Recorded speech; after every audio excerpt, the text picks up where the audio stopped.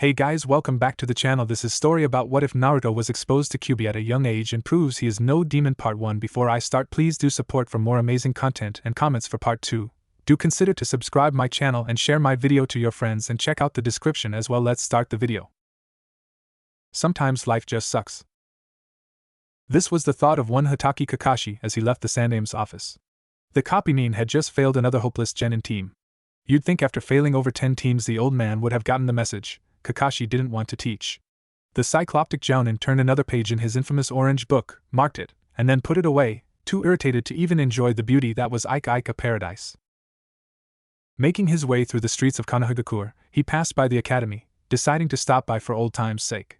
He smiled as he watched the students bicker in the area below, remembering how he and Obito would bicker constantly, or rather Obito would yell, cuss and gesture at him, and he reply with a sarcastic comment, which would cause the Uchiha to break into a swearing marathon.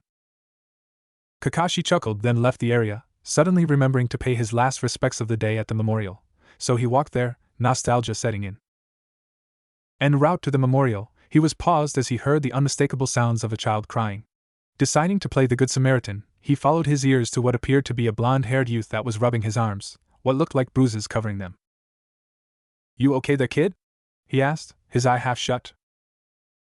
To his surprise, the kid jumped up with a look of outright terror on his face and ran away as if Kyuubi himself was after him. As the jounin tried to gather himself, one thought struck out in his mind.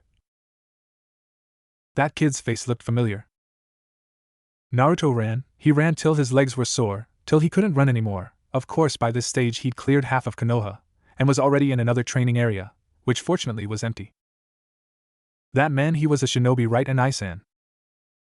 Not just any shinobi, kit. His chakra levels tell me he was a jounin. That's the elite class on ninja in this village. Naruto shivered. I was right, he could have killed me without blinking. He sat next to a tree and curled up, closing his eyes. Why won't they just leave me alone? Why won't they listen? I'm sorry, kit. The Kyuubi said sadly. Had I not attacked, maybe you'd have lived a happy life with your father. Naruto shook his head. It's not your fault. And it's that weird man with the cloud jacket's fault, he smiled. Besides, I never knew my papa, but at least I have you. Slowly, a red outline covered the boy, as 9 astral tails wrapped around him in a warm embrace. And you? Kakashi had wrapped things up at the shrine, gotten something to eat, purchased the latest edition of Ika Paradise, and soundly trounced Guy in a game of Old Maid, leaving the taijutsu specialist doing 100, single-handed, handstand push-ups. Wonder if that kid was alright. Those bruises looked nasty. He shook himself. What am I worried for? He probably ran home to mama to kiss it better. Passing a happy family, returning from a trip to the supermarket, he smirked. If Obito could hear me now, ye gods, I'd never hear the end of it. Passing Kurenai and Asuma at a restaurant, he decided to stop by for a chat. The red-eyed kunoichi was concerned about the upcoming jounin exams, as she'd be competing for the first time against other hardened chunin and wasn't particularly looking forward to it. Asuma, on the other hand, was quite certain she'd be fine, and pointedly told her and Kakashi so. Pulling out his recent purchase, Kakashi was about to read when he was interrupted by a loud yell. H. Kakashi! My eternal rival! Guy yelled, appearing from a cloud of smoke. Let us continue with our youthful challenges to prove once and for all who is superior. You say something? Kakashi replied, idly turning the page, causing the taijutsu specialist to break down in tears. Asuma sighing as he patted the poor man on the back. There, let it all out, whilst Kurenai shot the book in Kakashi's hand a glare. Sensing the red-eyed kunoichi's bloodlust slowly rising, Kakashi decided to leave, marking his page for future reference. Entering his bachelor's apartment, the jounin promptly got ready for bed, after replacing his older novel with his recent purchase in his weapons pouch. That night, the citizens of Konohagakure fell asleep, each one with dreams of a better day comes the dawn. The Hokage had nightmares concerning mountains of paperwork. Kakashi dreamed of his days with Team Erasure. Guy dreamt of taijutsu battles and flames of youth. Asuma dreamt of stuff. Kurenai dreamt of burning the writer of the Ika series, whoever he or she was, on a bonfire of their own smutty work. Ebisu had one of his closet perv dreams that he'd promptly forget come dawn. Sakura and Ino dreamed of getting married to Sasuke. Choji dreamed of a mountain of his favorite foods. Shikamaru dreamt of clouds. Shino, let's just say he dreamed. Kiba dreamt of fighting hundreds of enemies he could beat with one blow. And Nada dreamt of her mother. Sasuke dreamt about his brother's death at his hands. All of the rookies slept relatively peacefully that night. All but one. Naruto sat, huddled in his shabby apartment, the blanket pulled over his knees, which his head rested on, listening. There were no noises tonight, no footsteps, and no angry voices. Even so, he couldn't fall asleep until he knew he was alone. An owl screeched, Naruto flinched, and then relaxed by a hair. I hate this place. I know, Kit, but you shouldn't blame them. Humans fear what they don't understand. Naruto sniffed and curled into a ball, an astral projection of a fox the size of a large horse wrapped around him, tails acting like a blanket, and flank a makeshift pillow. When will they leave me alone? He asked. Kyuubi sighed. Let it be for now, Kit, he whispered, nuzzling him, you need your rest. Naruto yawned and, after a moment's shuffling, began to snore. Kakashi, having spent more than enough time at his teammates' and Sensei's graves respectively, decided it was time to get on with his chores for today. Several basic missions, a quick break at the cafeteria, where he agonizingly watched Enko devour the last of the dumplings, and the public humiliation of Guy at rock paper scissors, and Kakashi was quite content with the day and decided to treat himself at the new steakhouse that opened. Taking a menu, he noticed that there were several high-ranked members of the leading clans here, probably as guests. What are you doing here, brat? Someone sneered. Kakashi looked up from his menu to see a waiter glaring at a blonde child, who was pointing at a sign. Your sign said you needed some help, are you hiring? The waiter glared down his nose at the boy. Maybe, but not you. He threw an ashtray at the boy. Get out of here before I call the chef, he's been dying to have a go at you. The look of fear on the boy's face was what snapped Kakashi back into place. That's the kid from yesterday. He stared at the whisker-marked features in wonder, before they scrunched up in tears and ran off. Pitiful. The waiter muttered, adjusting the tie at his neck. He turned as he saw Kakashi stand up. Sir, can I help you? The waiter would later be admitted to the Konoha medical ward in an attempt to remove his head from the table it had been smashed through. Bastard. Kakashi growled, as he looked for the boy, treating a child like that. Naruto had, from the Jounin's viewpoint, been looking a bit green around the gills, and judging from the boy's expression, practically starving. Could you blame the poor kid for trying to earn a quick meal? As he passed an alley, he noticed that something was hidden behind several garbage bags. Further inspection revealed it to be his target. Kakashi, with worry evident in his eye, moved to examine him, gently turning him over. As I thought, malnutrition coupled with exhaustion, he passed out from the strain. Picking the boy up, he eyed the surroundings. I need to get him some medical assistance. With that, he teleported, having every confidence in the Konoha medical ninjas. Kakashi ground his teeth, trying to restrain himself from using Raikiri on every medic nin in the hospital. When he tried to check Naruto in, the doctors seemed to almost enjoy taking their sweet time, only to tell him that there were no available staff members, as most had taken the day off. Deciding to skip any further arguments, Kakashi simply jumped to the Hokage's office and demanded to be admitted. To say the old man was a little surprised at the intrusion was an understatement. Kakashi? He asked, looking up from his paperwork. Is something the matter? The Jounin grunted and set his blonde charge on a bench near the window.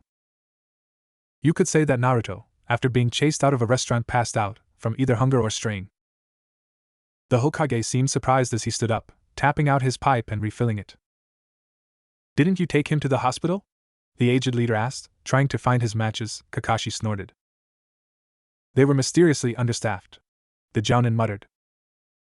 The Sandaime was about to respond when a rather unhealthy growl was emitted from the blonde's stomach, leaving echoes throughout the Hokage's office, causing the pair to sweat drop. Take his top off, Kakashi, maybe he's too warm, Sarutobi muttered. I'll try to call my personal physician. Kakashi nodded and proceeded to do so. After pulling the zipper down slightly, his eyes widened and he literally ripped the jacket off and raised the boy's shirt, letting out a cry of shock that drew the Hokage's attention. The boy's malnutrition was worse than it first appeared. His ribs were almost visible and his stomach was much smaller than it should be. Kakashi may have lacked the perceptive abilities of the Byakugan, but as a former ENBU captain he recognized the signs of starvation. What in the name of the Shodai Hokage is this? He roared, glaring at the boy's state. Ibiki's victims aren't nearly this bad off. Hokage's eyes went from surprise to being filled with barely concealed anger. Kakashi, I think we need to make a pit stop. He picked up his pipe and nodded for the Jounin to follow, bringing the comatose teen with him. The two were looking around Naruto's apartment with barely concealed anger. The place looked as if everything in it had been scavenged from the dump. Kakashi swore he remembered chucking that table out a week ago. The cupboards were full of cup ramen, the cheap type that tasted like reheated piss in Kakashi's opinion, and the fridge, which seemed to be a pre-installed feature, held 1 carton of milk that had expired a month ago. The Hokage was literally trembling with fury now, as he slowly counted back from 1,000, something he hadn't had to do since his lectures with Jiraiya all those years ago about the boy's lecherous antics. I had no idea he was treated this poorly, he muttered around his pipe, though I suppose that's no excuse. Kakashi nodded, noting that the boy's bedroom was as sparse as the rest of the house, lacking the things that defined a teenage boy: trophies, littered clothing and, in his personal opinion, hidden porn. I'm certain that the money I set aside for him this week could have covered the necessities, Sarutobi muttered, noticing the boy's frog wallet was pitifully flat and empty. Kakashi hefted his burden, trying to make the boy easier to carry. Hokage-sama? He asked, waiting for the man to acknowledge him. I have a suggestion. Sarutobi placed a cool cloth on the boy's forehead, trying to at least rouse him from his slumber. Kakashi's plan had been to disguise himself as Naruto and walk around town, hopefully gathering much-needed information. There was a commotion at the door, so he left his post and went to investigate. Piss of brat, I highly doubt the Hokage would even spit on trash like you. Kakashi had to restrain himself from strangling the cat-faced ANBU guard, but that would ruin the point of the exercise. Besides, he could sense the Hokage's anger on the other side of the door, which swung open. Come in, Naruto, I'm glad to see you, Sarutobi said, smiling, as he gestured the disguised Jounin in, before glaring at the ANBU. Consider yourself reduced to the rank of genin, hand in you mask on the way out. As the ANBU stuttered at this harsh punishment, Sarutobi slammed the doors to his office shut. At this, Kakashi dropped the henge he was under. It's worse than we feared, he growled. Every restaurant but a ramen stand called Ichiraku barred my entry, and even threw garbage at me on occasions. I was charged ridiculously high prices for the oldest, most obsolete equipment and clothes, and when I tried to buy some fruit at a store, they threatened to call the ANBU. In fact, 1 or 2 showed up to intimidate me. Every word made the Hokage twitch in anger. Erasure gave his life for this? He wondered incredulously. The man was a saint in a village of sinners. That's not all. The ANBU incident occurred when I tried to gain entry into the shinobi library. The harpy at the checkout took one look at me and screeched for security. I think she was Haruno's wife. Not many women with pink hair after all. Scratch that, a saint in a hell mouth. The aged Hokage growled as he marched to his desk and wrote something on several pieces of paper. Deliver these to the clan heads. I think it's time we summoned the council. Kakashi blinked. The clan heads hadn't been assembled since the Uchiha massacre. To summon them all together meant only one thing: heads were going to roll. As the cycloptic Jounin left, under the Naruto henge to avoid suspicion, Sarutobi looked up at a picture of the yondaime. I'm sorry, Erasure, but I swear I won't make the same mistake twice. He looked at the boy lying before him and scowled. I won't let this ruin your plans, and certainly not after all you gave for him. Hyuga Hayashi was a man of many virtues, but patience was not one of them. As head of the prestigious Hyuga clan, he didn't particularly like being summoned from his bed to attend, of all things, an unarranged council meeting. This isn't like Sarutobi, he thought, pale eyes narrowing, unless we're going to war again. As he entered, flanked by his guard, personally selected members of the branch family, he noted that everyone was present, even the Aburame clan's shibi, whose silent presence added an air of seriousness. The 3 members of the Ino Shikacho were also present, Inoichi sitting quietly, Choza eating a rice ball, whilst Shirkato was looking around, seemingly bored.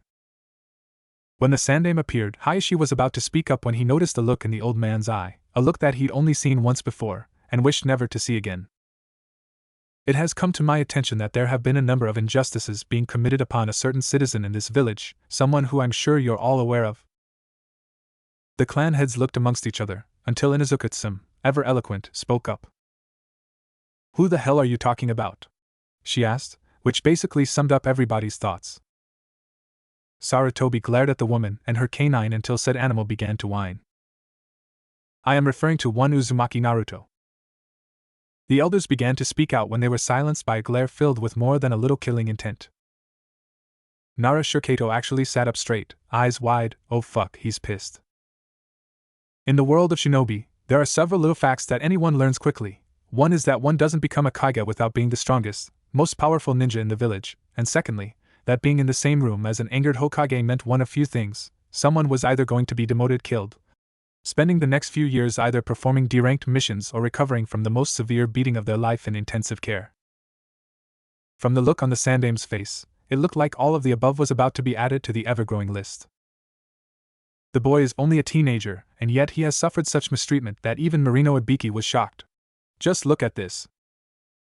A projector started up and displayed a picture of a rather thin blonde. Choza actually gasped in fright. How can anyone be that thin and live? He yelled, there's no way that picture can be real. Sarutobi scowled, it's real alright, I took it myself, after I had Naruto examined by my personal physician. He turned to look at them all. Hatake Kakashi, former ANBU captain, now Jounin, spent a day disguised as Naruto, and the level of abuse he suffered varied outright cruelty to potential murder. Hayashi frowned. So? The boy has that damned fox sealed in him. Wouldn't it be better if someone just killed him off? There was a general amount of agreement from the clan heads, except, unsurprisingly, Aburame Shibi, who merely remained silent. The Sandame scowled at the Hyuga. Vessel or not, I swore to Yandame that the boy would not be harmed by this village. His last wish was for the boy to be seen as a hero. Hayashi frowned. Pardon me, Hokage-sama, but I failed to see why Yandame would put so much emphasis on this brat's safety. I'll admit the man was a saint, but even he wouldn't harbor a demon. Again there was a round of agreement, and Hayashi felt as if he'd sufficiently ended the argument, especially when the Hokage sighed. Perhaps you're right, what was I thinking? Hayashi smirked. A simple lapse of judgment, Hokage-sama. After all, why on earth would a man go to such lengths to protect his own child? The room fell silent, as if struck dumb. Even Shibi's eyes widened behind his ever-present glasses. Choza had stopped eating. Shirkato looked startled and Inoichi's eyes were as wide as saucers. Sim's jaw actually hung loose, while the Hyuga head seemed at a loss for words. So you're saying, Shibi began, and the Sandame nodded. The boy is Kazama Kaji, son of Kazama Erasure, the Yandame. The room fell deathly silent, before Shirkato spoke up. But hold up, Yandame never married. How could he have a son? He did marry, he just never publicly announced it. Sarutobi replied, pulling out his pipe and lighting it. I personally married them, I even delivered the boy when the time came. Not even Jiraiya, the fourth sensei, knows about the union. He took a drag of his pipe. Only 2 other people know of the boy's heritage. One of them is Orochimaru, who happened to find out by chance. Everyone flinched at this, the snake Sennin's name still being a sore point to many Jounin. And the second? Shirkato asked. Sarutobi sighed, the ANBU who helped deliver him, Uchiha Itachi. Everyone's eyes widened. 2 S-class missing Nins with knowledge of the Yandame's son, this was bad. Also, as a result of the fourth seal, he will soon gain control over the Kyuubi's chakra. Everyone flinched as the math added up. The Yandame's son, coupled with the infinite chakra of the Kyuubi. In layman's terms, snafu. Sarutobi exhaled. So as you can see, we have a genin with the potential to become the next Hokage, who according to Kakashi, has more than enough reason to justifiably hate everyone in this village. The elders flinched at this, realizing what this meant. It would be the Uchiha massacre all over again, on a larger scale. As of today, I am making it clear that if anyone so much as threatens the boy and I hear of it, I'll trace it back to their clan head. He looked around. I trust the actions I have explained will not occur again. The clan heads nodded. Before being allowed to leave, their world sufficiently rocked. Hayashi, in particular, was trying to see the potential benefits in this turn of events. Limitless power and the blood of the Yandame. He frowned. The boy would make a brilliant ally to the clan. I think a little family meeting is in order. Kakashi stared down at the boy in his arms in wonder. To think that he'd end up taking a vested interest in the boy due to the Hokage's orders. He hoped Enko or worse, Guy never found out, or he'd never live it down. He sighed as he marched towards the home of someone the Hokage had deemed the boy's new caretaker, a chunin by the name of Yumino Irika. It was a dark day in Konohagakure for many people. Several ANBU and Jounin were demoted to genin and stuck doing the most degrading tasks. Several stores received threats of having their licenses revoked, and the mother of a certain pink-haired academy student lost her job at the library, under grounds of unfair treatment. On a brighter note, Ichiraku Ramen received the Hokage's personal recommendation, vastly increasing their amount of customers. Yumino Iruka was just relaxing after a long day at the academy when he received a knock on the door. When he saw the cycloptic Jounin carrying one of his students, he feared the worst. Naruto. What happened? He asked, taking the boy from the man. Kakashi shrugged. He passed out from exhaustion. He shrugged and turned around. Anyway, Hokage-sama says that the boy shouldn't live on his own anymore, so you'll be taking care of him. When Iruka's jaw hit the ground, he smirked. The paperwork should arrive later on. Have a nice day. Naruto awoke around noon to find himself in unfamiliar surroundings, stripped to his undergarments, and wrapped up in a warm bed. Where am I? He wondered, feeling nervous. Just then, the door opened, and his academy teacher walked in, carrying a tray. Naruto. You're awake? He smiled. I thought you'd still be asleep, but I brought some food anyway. He set the tray down, picking a bowl up and offering it to the boy. Naruto edged back, wary of the food. Was it poisoned? Drugged? Iruka's smile faltered. Naruto, when was the last time you ate? Yesterday morning. The boy replied, my ramen rations ran out. Iruka raised an eyebrow. Rations? Why didn't you just eat at a stall? Ichiraka was closed, and he shivered. I can't go in the other stores. Iruka stared at him. Why not? Naruto shivered and looked down. They said if I did they'd kill me. Iruka's eyes widened, then he grit his teeth. Bastards. He caught sight Naruto's worried features and calmed down. Naruto, I'm here to protect you, not hurt you. If anyone tries that again, you just have to come to me, or Hokage-sama, okay? Naruto's eyes didn't lift, so the Chunin set the bowl aside and, to the surprise of the vessel, embraced him. You're safe now, Naruto. While I live, you'll never be hurt in this house. Naruto stared blankly at the wall as the Chunin stroked his back. He was surprised as he felt his limbs relax. What's happening? What is this feeling? Security Kit, you feel safe around him. And I-san? Naruto whispered in his head, should I trust him? You should, I can sense his concern for you. It's the same as the old ones, the one who runs the village. Those two have always cared for you, and from the looks of things, always will. Naruto, reassured by the words of his brother, latched onto Iruka as if hardly daring to believe it, tears running down his face as, for the first time, he allowed himself to cry in front of someone. Several years later. Taking his sweet time, Kakashi trudged over to the academy, noting that the other teams, and even the students, had long since disappeared. He cocked an eyebrow, wondering if he'd kept them waiting long enough, before shrugging. With any luck, they'll have given up and gone home, he thought gleefully. No such luck. As he neared the classroom, he heard the telltale signs that someone was in the room, namely, a girl's loud voice, and someone's grunted reply. Wishing he were somewhere else, the Jounin entered the class, half expecting an eraser to fall on his head. Instead, all that happened was the girl shutting up, thank Kami, and two pairs of interested eyes looking up at him.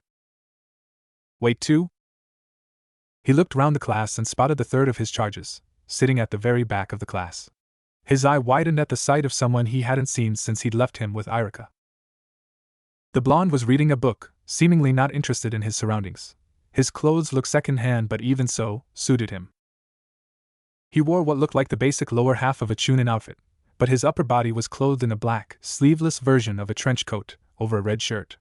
The boy's face seemed normal enough, were it not for the whisker marks that marred it, but it certainly looked healthier than the last time, more full, as if he received regular meals now. So that's him. The Jounin thought, having not laid eyes on the vessel since he was adopted. The boy hadn't even turned to look at him, so he cleared his throat to get his attention. Team 7? He asked. Meet me on the rooftop in 10 minutes. He didn't wait for their reply, but promptly vanished in a swirl of leaves. Approximately 10 minutes later, and the team was sitting at the training area. Kakashi ran his normal eye over them. The Rookie of the Year, the runner-up, and the vessel. He pondered, wonder how they measure up? He looked at Naruto, who looked back, I wonder how he's grown up. Now I'd like you all to tell us a little about yourselves, he said, eyeing them all. Like what?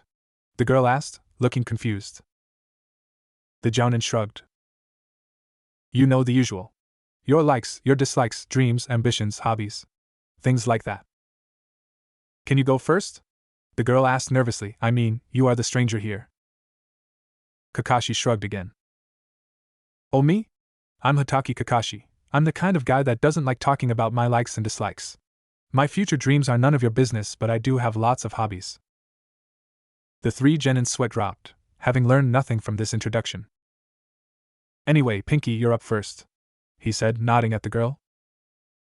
Flushing slightly at the title, the girl started her intro, which mostly consisted of not-so-subtle comments and looks aimed at her raven-haired teammate, who seemed to be pointedly ignoring her. And I hate perverts and Eno pig, she finished.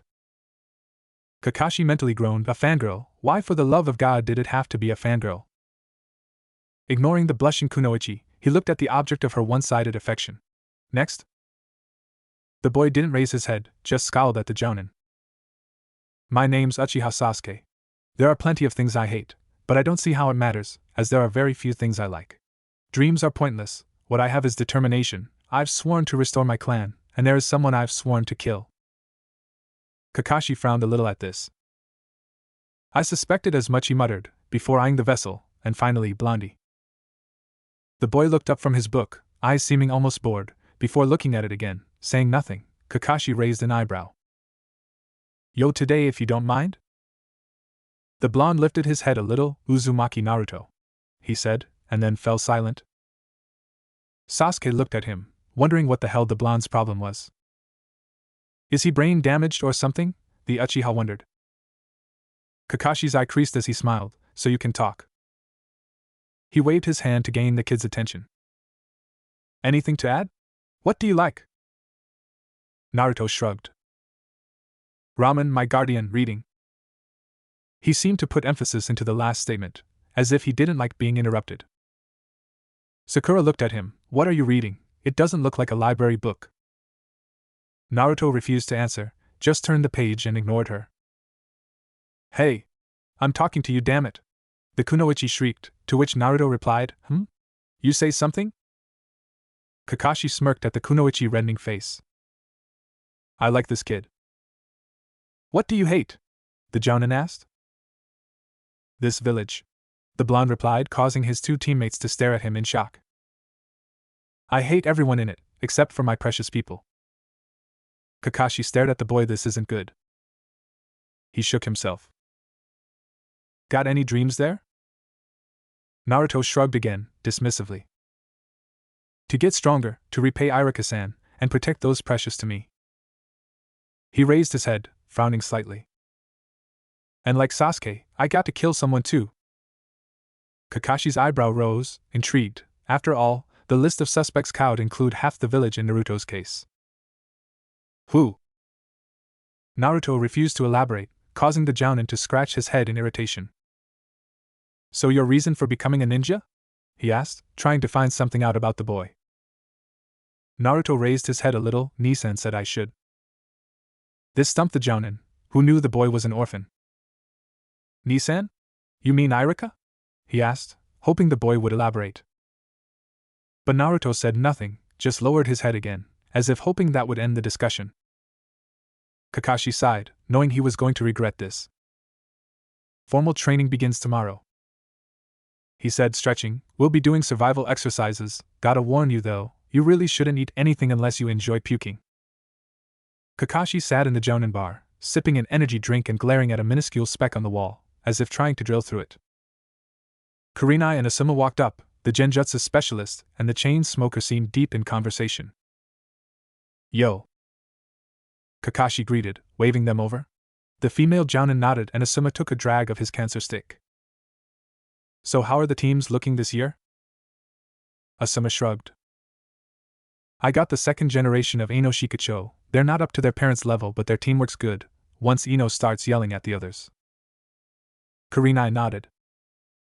My team's not too bad either. I have the Hyuga heiress Hinata. Her form's good, but she lacks confidence. Aburaim Shino's quiet, but he's got a good head on his shoulders, which is a relief, since the Inuzuka boy seems to have his volume dial stuck on high. Kakashi cringed, knowing just how rowdy that particular clan got. Asuma lit another cigarette. What about your lot, Kakashi? The cycloptic jounin shrugged. I got stuck with Sasuke from Uchiha, one of his groupies and the vessel. The two winced at this clipped reply. Ouch. Asuma muttered, so how'd they measure up? Kakashi sighed, covering his eye. Sasuke's so much like I used to be I'm almost ashamed, and the Haruno girl's so lucky she wasn't assigned to Anko. I swear she gives Kunoichi a bad name the way she fawns over Sasuke like that. Kurenai winced, knowing full well what the sadistic Kunoichi thought of such behavior. And Naruto? She asked, wondering about the boy. Kakashi lowered his hand and looked at her for a moment, smiling a little. I don't even know where to start. Asuma smirked. Let me guess, a real dunce, huh? To his surprise, Kakashi shook his head. Not even close. I learned feck all about him from his intro, other than he doesn't like to talk when he's reading, and that he seems to hate everyone in the village, except Irika and his Nai-san, but I could have sworn Irika was still single. He picked up his drink. Heck, turns out the only reason the kid's a ninja is because the guy said he should. The three sat in thought, puzzling over this info, especially the hatred for the entire village part. Having the Kyuubi's vessel pissed off at the village was a definite problem. Yo! Kakashi greeted. You're late! Sakura shrieked, causing the Jounin to lose all hearing in his ears for 2.25 seconds. He blinked when a pebble collided with her skull, shutting her up as she grabbed it in pain. Too loud, Naruto muttered, turning a page in his book. Turn it down a notch. Sakura opened her mouth to screech when Sasuke spoke up. He's right, turn it down. Whoever heard of a loud ninja? When Sakura, sufficiently chastened, sat down, Kakashi tried to get a look at the boy's book, but he put it away as the Jounin approached, looking up with an almost bored expression. Can we get this over with? I'm sure we all have things we'd rather be doing that don't include your tardiness. Kakashi sighed, wondering how the kid became such a wise ass, pulling out the bells and the alarm clock as he did so. I've set this clock to go off at noon, he said, placing it on a stump. You have until then to get a bell off me. If you fail to get a bell, you will be tied to the stump and I'll eat your lunch in front of you. But there are only 2 bells, Sakura cried out, to which Naruto snorted. Amazing, she can count to 2. Sasuke actually smirked at this, wondering if he and the blonde may actually get along. Sakura, on the other hand, was moving to strangle Naruto when the Jounin cut in. I'd save that bloodlust for when you face me. I won't be holding back too much. The Kunoichi blanched at this, while Sasuke shivered in anticipation. Naruto, on the other hand, yawned. I hope not. Irika-san was going on and on about how hard these tests were. I'd hate to find out he was trying to psych me out. Kakashi grinned at the blonde. Cocky bastard, almost like Arashi-sensei. Go! He yelled. Before he even finished, the trio had made a dash for the cover the woods provided. Kakashi sighed. So far he'd only had to deal with Sakura, who was easily dispatched by an illusion regarding the brutal mutilation of her crush. The other 2 had reacted then with a carefully designed ambush, and in the time it took for him to dodge the last kunai, Sakura had apparently disappeared. How annoying, the Jounin thought. I was hoping to have failed them all by now. Problems in paradise? A voice called out. Kakashi turned to see Naruto reading his book, out in the open, not even pretending to hide. How long we got? 10? 20 minutes? He turned the page. Things aren't looking good. Kakashi nodded and reached for his own reading material, and froze. His pouch was empty. Looking for this? Naruto's voice called out, causing Kakashi to blanch and turn.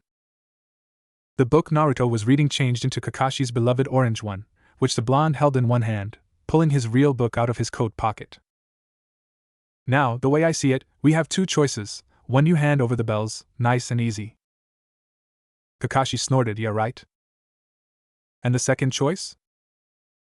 Naruto smirked, as Sasuke appeared out of nowhere, a tiger-like smirk on his face. Then Sasuke-san here will reduce your dime store smut to ashes with his Gakaki Jutsu. Kakashi couldn't unfasten the bells fast enough. He tossed them over to the pair, but Sakura caught them. Haruno? Check them. Naruto asked, eyeing Kakashi as Sasuke made the seals. The pink-haired Kunoichi did so, before nodding. They're real. Naruto sighed as he tossed the orange book over. Really? Surrendering the target for cheap pornography? Are you really a former ANBU captain? Kakashi flinched, before pocketing the book. How'd you get it anyway? He asked, interested. Naruto shrugged.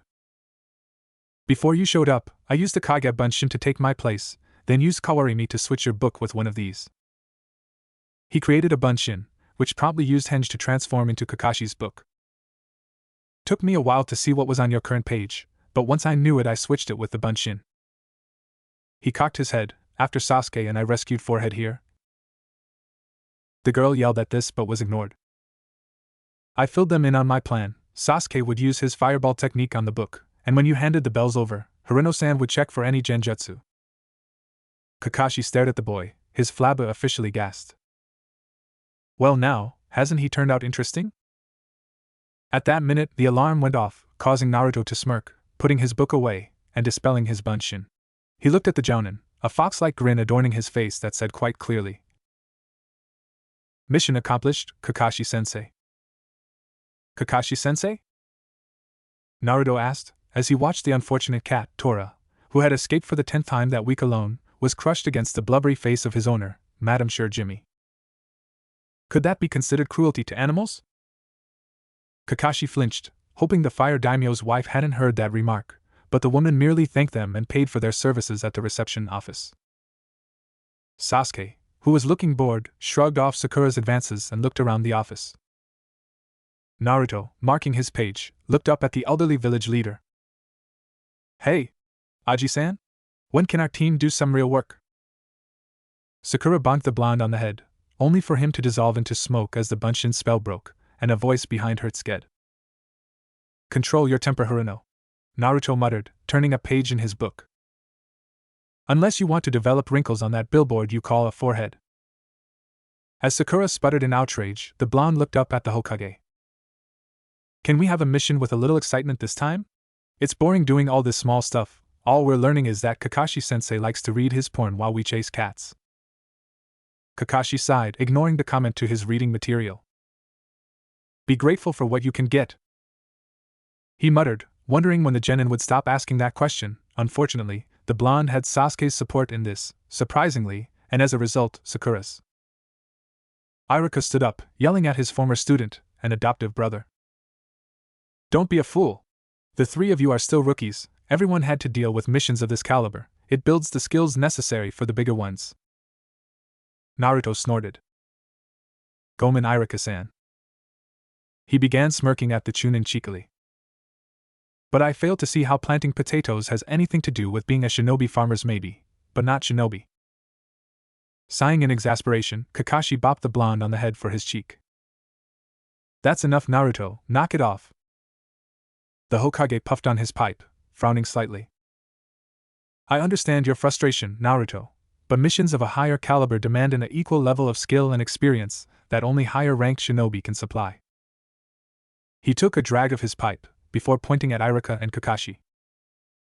"Such as Iruka and Kakashi, whose ranks are Chunin, or Journeyman Ninja, and Jounin, one of the elite, respectively." He exhaled, sighing sagely. "Missions' ranks are carefully evaluated by the council, and range from A to D in descending order of difficulty." He waved his pipe at the group. "Having only attained the rank of genin, do you really expect to receive missions that outrank your capabilities?" The Sandaime asked, looking at Naruto, who was reading from his book again, to the exasperation of Kakashi. "Are you listening?" the Hokage yelled, miffed at being ignored. Kakashi rubbed the back of his head, mortally embarrassed. "I am sorry, Hokage-sama." "No need to apologize, Kakashi-sensei." Naruto cut in, turning his page without a care in the world. "I heard every word." He looked at the Hokage out of the corner of his eye. "I understand what you're saying, Aji-san, but I don't really agree." He pointed to his Hittite leaf headband, tapping the metal. "This marks me as an adult shinobi of Konohagakure, and as an adult, I can't very well be coddled all my life, can I?" He smirked, causing the old man to shiver at the fox-like expression on his face. "How am I supposed to gain experience required for the big stuff if I do nothing but plant crops and babysit for children and lost cats? I'm not the child you think I am." Iruka looked at his adoptive Aoto before smiling in a knowing way, a look that was shared by the Hokage. The old man chuckled. "Very well, since you put it that way." Sakura and Kakashi stared at the elder while Sasuke looked indifferent. "I shall permit you all to attempt a C-grade mission normally reserved for Chunin-ranked shinobi."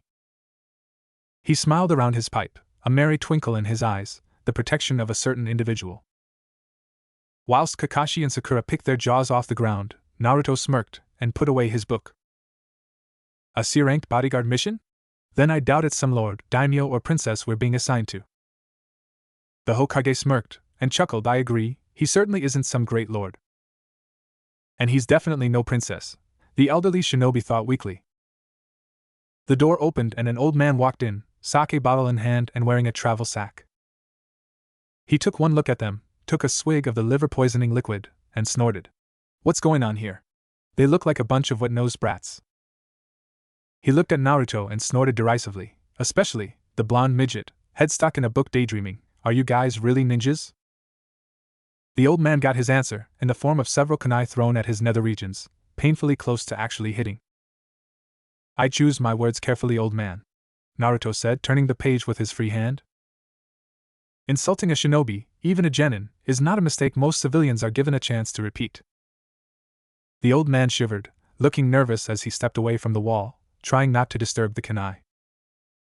Naruto looked up at him, raising an eyebrow. And our employer would be you? The old man nodded, seeming to grow more confident as he puffed his chest out. I am Tazuna, a bridge builder of ultimate renown. He looked over the group carefully. Until I'm safely back in my home country, where my current project is underway, I'll expect you to protect me with your lives. Naruto nodded and put away his book, walking over to the wall and reclaiming his kunai. Kakashi, wondering what the brat had gotten them into, sighed.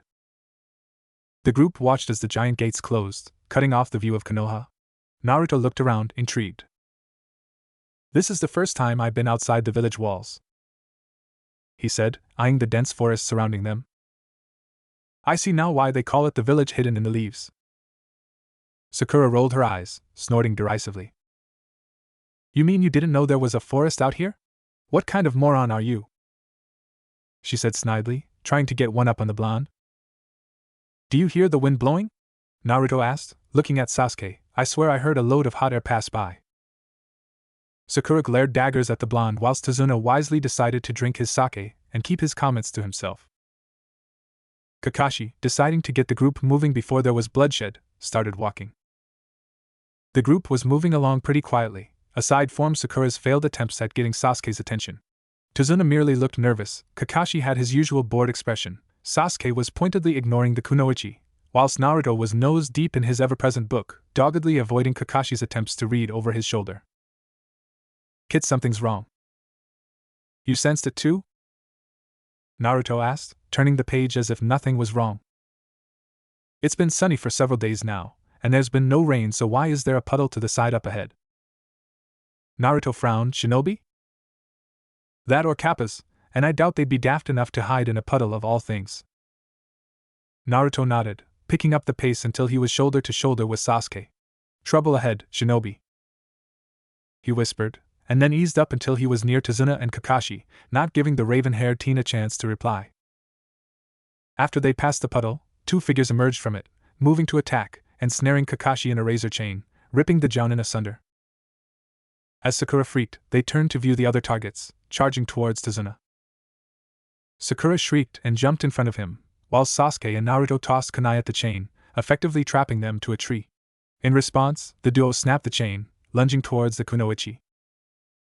Naruto leapt forward, slamming into one and receiving a slash on his hand as a result, while Sasuke sent the other back with a kick to the head. The two regrouped and charged, only for Kakashi to clothesline them, catching each around the neck with his arms. Sorry about that, I should have helped out sooner. He eyed Naruto's hand, frowning at the gash. I didn't expect you to get injured.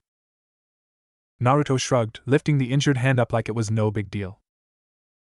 Those guys were all claws and no bite. A flesh wound like this isn't something to sweat over. Kakashi frowned, deadly serious. No, but the poison that coats the claws is. He nodded as Naruto stiffened. We need to clean that wound as soon as possible. Naruto scowled, drew a kunai, and before anyone could say anything, cut his hand open. When Sakura moved to shriek, he silenced her with a glare.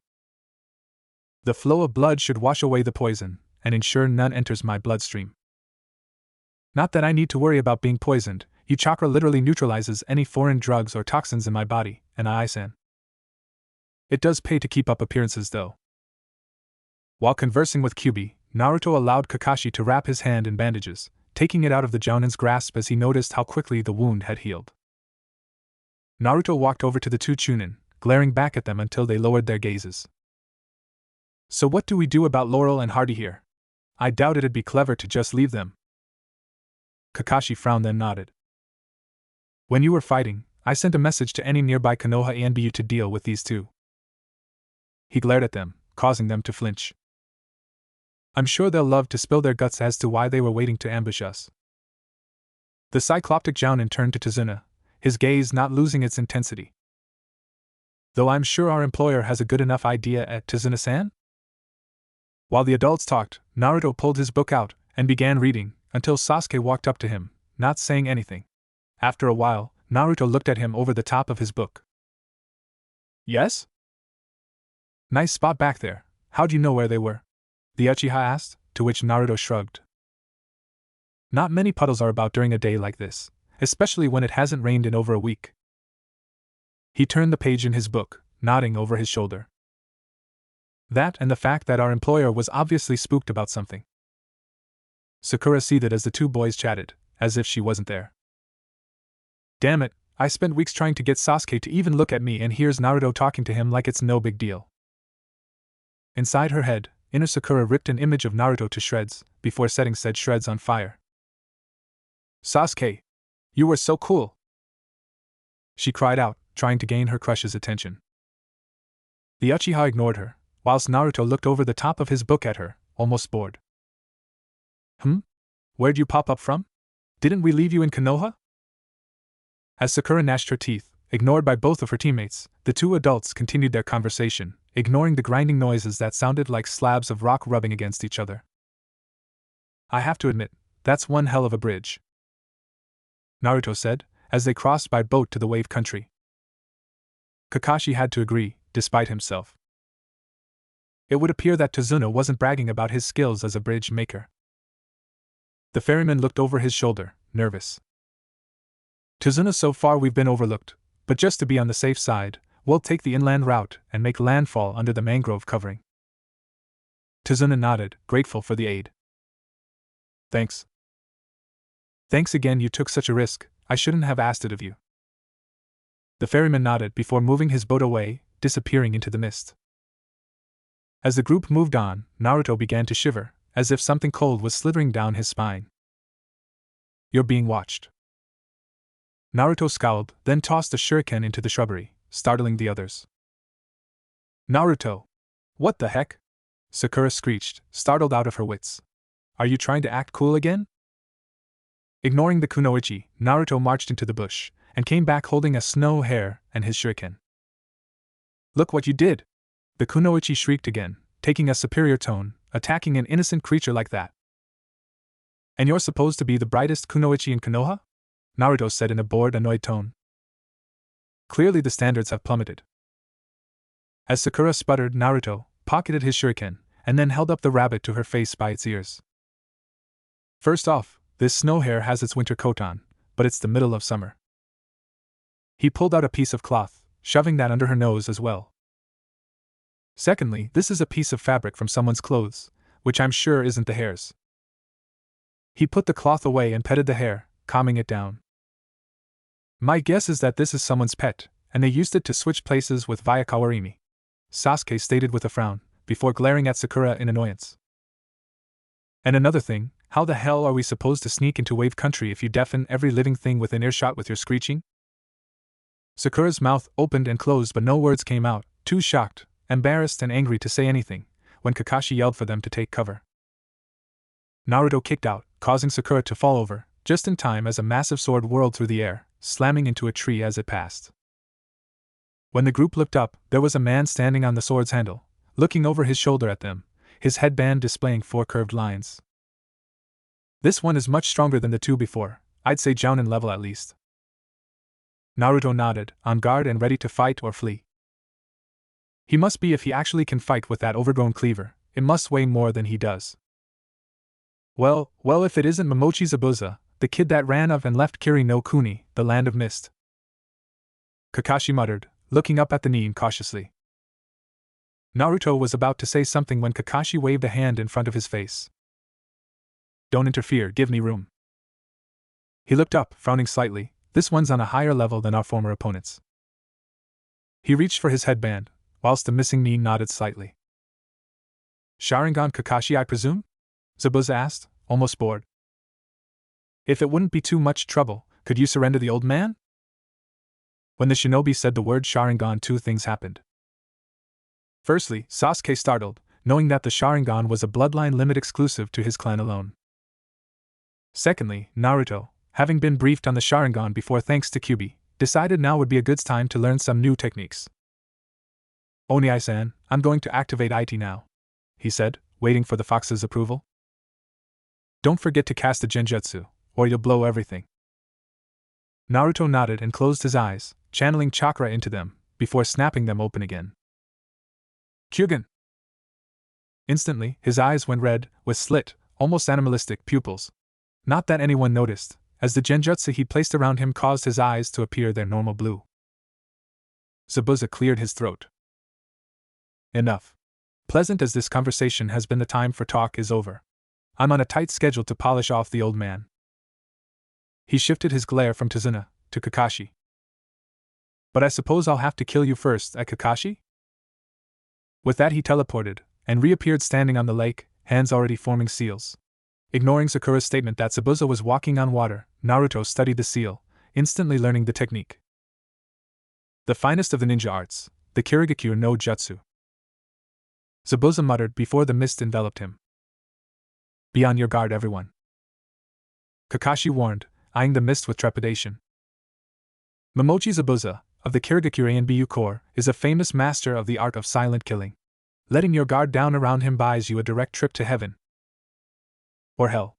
Naruto thought grimly, a smirk on his face, as his eyes easily saw through the technique.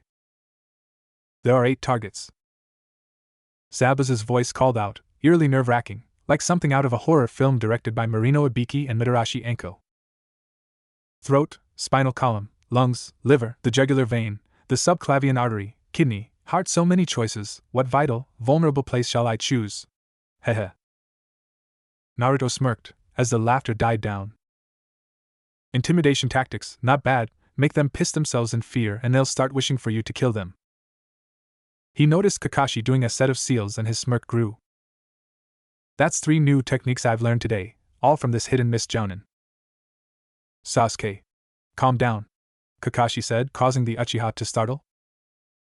Even if he gets me, I'll still protect you. The jounin smiled happily at the Uchiha. I will never let my comrades die. Naruto snorted softly in amusement, big words from a water doppelganger. I wouldn't bet on that.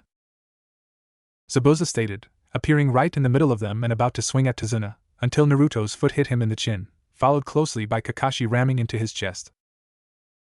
That water prison may come in handy at some stage, Naruto muttered, watching as Kakashi floundered inside. But the lack of mobility is a hindrance. Plus you lack any training in one-handed seals, so you'll need to train harder before you can use it. At that minute, Zabuza's Mizubunshin charged, sending the blonde genin flying with a kick, his Hitai trapped under its foot. Everyone, listen! Take Tazuna and go! Kakashi called out from the prison. You can't win this fight, and he can't leave this spot if he wishes to hold me. And his Mizubunshin will lose its integrity the further it gets from him. So scram! They were about to do so when Naruto charged the Bunshin, kunai in hand. The Bunshin went to kick, and connected, but not before the blonde had achieved his goal, retrieving his headband. You can threaten me, you can hit me, and you can even try to kill me, Naruto muttered, rubbing the blood off his chin. I'm used to that, so it means nothing to me. He lifted the Hitai 8 up and fastened it back on. But try to take this from me, one of the few things I've worked hard to achieve, and I'll come at you with everything I've got, even if it kills me. He tightened the headband with a tug. That's my word as a ninja. The blonde smirked, fox-like. Let's dance, you browless macaque. Zabuza growled at the reference to his eyebrows, wondering what the kid was made of, letting himself be hit just for a headband. Sasuke! Naruto called over his shoulder, gaining the Uchiha's attention. You up for a little rumble? The Uchiha replied with a smirk that clearly said, You have to ask? Looking over at Sakura, Naruto nodded.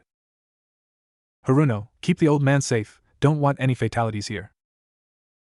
Then he turned to Zabuza, smirking. Ladies first, Zabu-chan. Zabuza bristled at the nickname, wondering how the hell this kid managed to look so damn cocky. I feel like ramming Kubikiri Hocho down his throat just to get rid of that infuriating smirk. You seem very sure of yourself, he muttered, fighting to retain his composure. But you're delusional if you actually think you stand a chance against me. Naruto snorted, clearly unimpressed. Tough talk coming from a guy that's so afraid of Kakashi-sensei that he trapped him in a jutsu that renders both user and victim immobile. Zabuza bristled, and then began to chuckle, almost sinisterly. Apparently you don't plan to live very long. He lifted his free hand up, slowly, playing about, pretending to be real ninjas. However. Zabuza held his hand up to his face, almost claw-like. By the time I'd reached your age, I'd already dyed these hands in the blood of my opponents. The group, even Naruto, flinched at this, whilst Kakashi growled in his prison. The demon Zabuza. Zabuza nodded, looking interested. It would appear that my reputation has preceded me. Long ago in Kirigakure, which even today is known as the village of the Bloody Mist, Kakashi stated, keeping his eyes on his captor. The final test for any potential shinobi was the most inhumanely difficult imaginable. Zabuza looked at his captive, impressed. So you've heard of our little graduation exercise? Naruto frowned, interested despite himself. Graduation exercise? What the hell are you talking about? Zabuza began to chuckle again, actually lowering his head, but when he looked up his eyes were almost demonic in the amount of sadistic humor they showed. It was a killing spree, among classmates. Naruto's eyes shot open, as did Sasuke's. Sakura looked deathly pale, and Tazuna was turning green. Kakashi continued, looking disgusted. Students that had grown up together, been friends, eating together, were divided into pairs and fought to the death. He looked over his students, trying to get the point across. Think of it, students that had trained together, lived together, and shared each other's hopes and dreams. Sakura flinched, shaking in fear. That's terrible, she whispered, covering her mouth. Kakashi nodded, agreeing with her. 10 years ago, the elders of Kirigakure were forced to enact a sweeping reform of their barbaric graduation ritual, because of the appearance, during the previous year, of a human fiend who made the reform essential. Sakura looked up, interested like the bookworm she was. What kind of reform? Zabuza lowered his head, eyes closed. What are you talking about? What did the fiend do? The kunoichi asked, voice shaking. Kakashi closed his eyes, without a moment's hesitation, without the slightest hint of a qualm, a boy that hadn't even qualified as a ninja yet. His eyes shot open to glare at his captor, butchered over 100 members of that year's graduating class. Zabuza lifted his head, a look of sadistic glee on his face as he smiled. Ah yes. Good times, I used to have such fun. He looked at the genin, causing them to flinch in horror. Naruto, shocked to his core, shivered. This guy butchered that year's graduates? And he hadn't even qualified as a ninja himself? He whistled mentally, laughing weakly. And they call me a monster. If that's true, then this guy's a full-fledged devil. So it would appear. Naruto frowned. Still, a killing spree among graduates?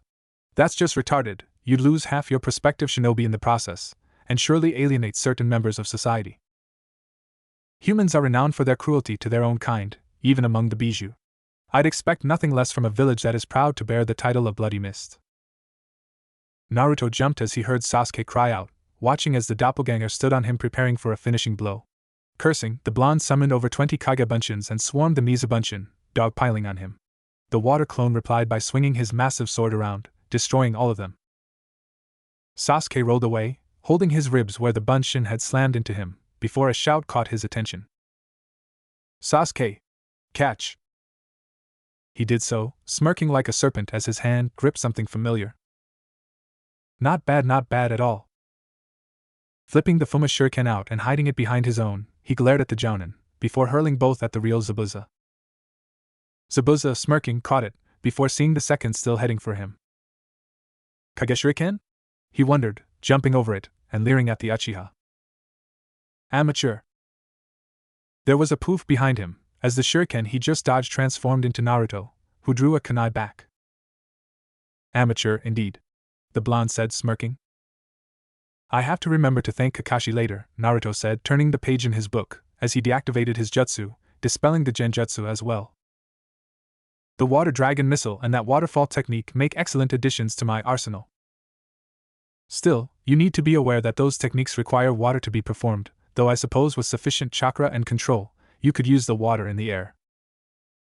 Naruto nodded. Having done his research, Naidame, the second Hokage, was famous for doing that, so it shouldn't be a problem for us. He looked over at Tazuna, who was carrying the exhausted carcass of Kakashi, along with Sasuke. Tazuna-san? Which way do we go again? Sakura scowled at him, before shrieking. Why is Sasuke carrying Kakashi-sensei? Why aren't you doing anything? Naruto sighed and turned the page. 1. Because in case you forgot, Kakashi-sensei's Sharingan drained him of his chakra. 2. Zabuza could have more accomplices waiting for us, so I'm on guard. 3. Sasuke could be on guard too, but he was injured during the fight with Zabuza. I'm sure he's got more than a few bruised ribs after being slammed like that. He turned the page again, scowling at her. And since you just stood there during the fight and did nothing, I highly doubt you have any authority to be telling me to work. Sakura was about to say something when he glared at her again. We're on a mission, Haruno, so shut your mouth and move your ass.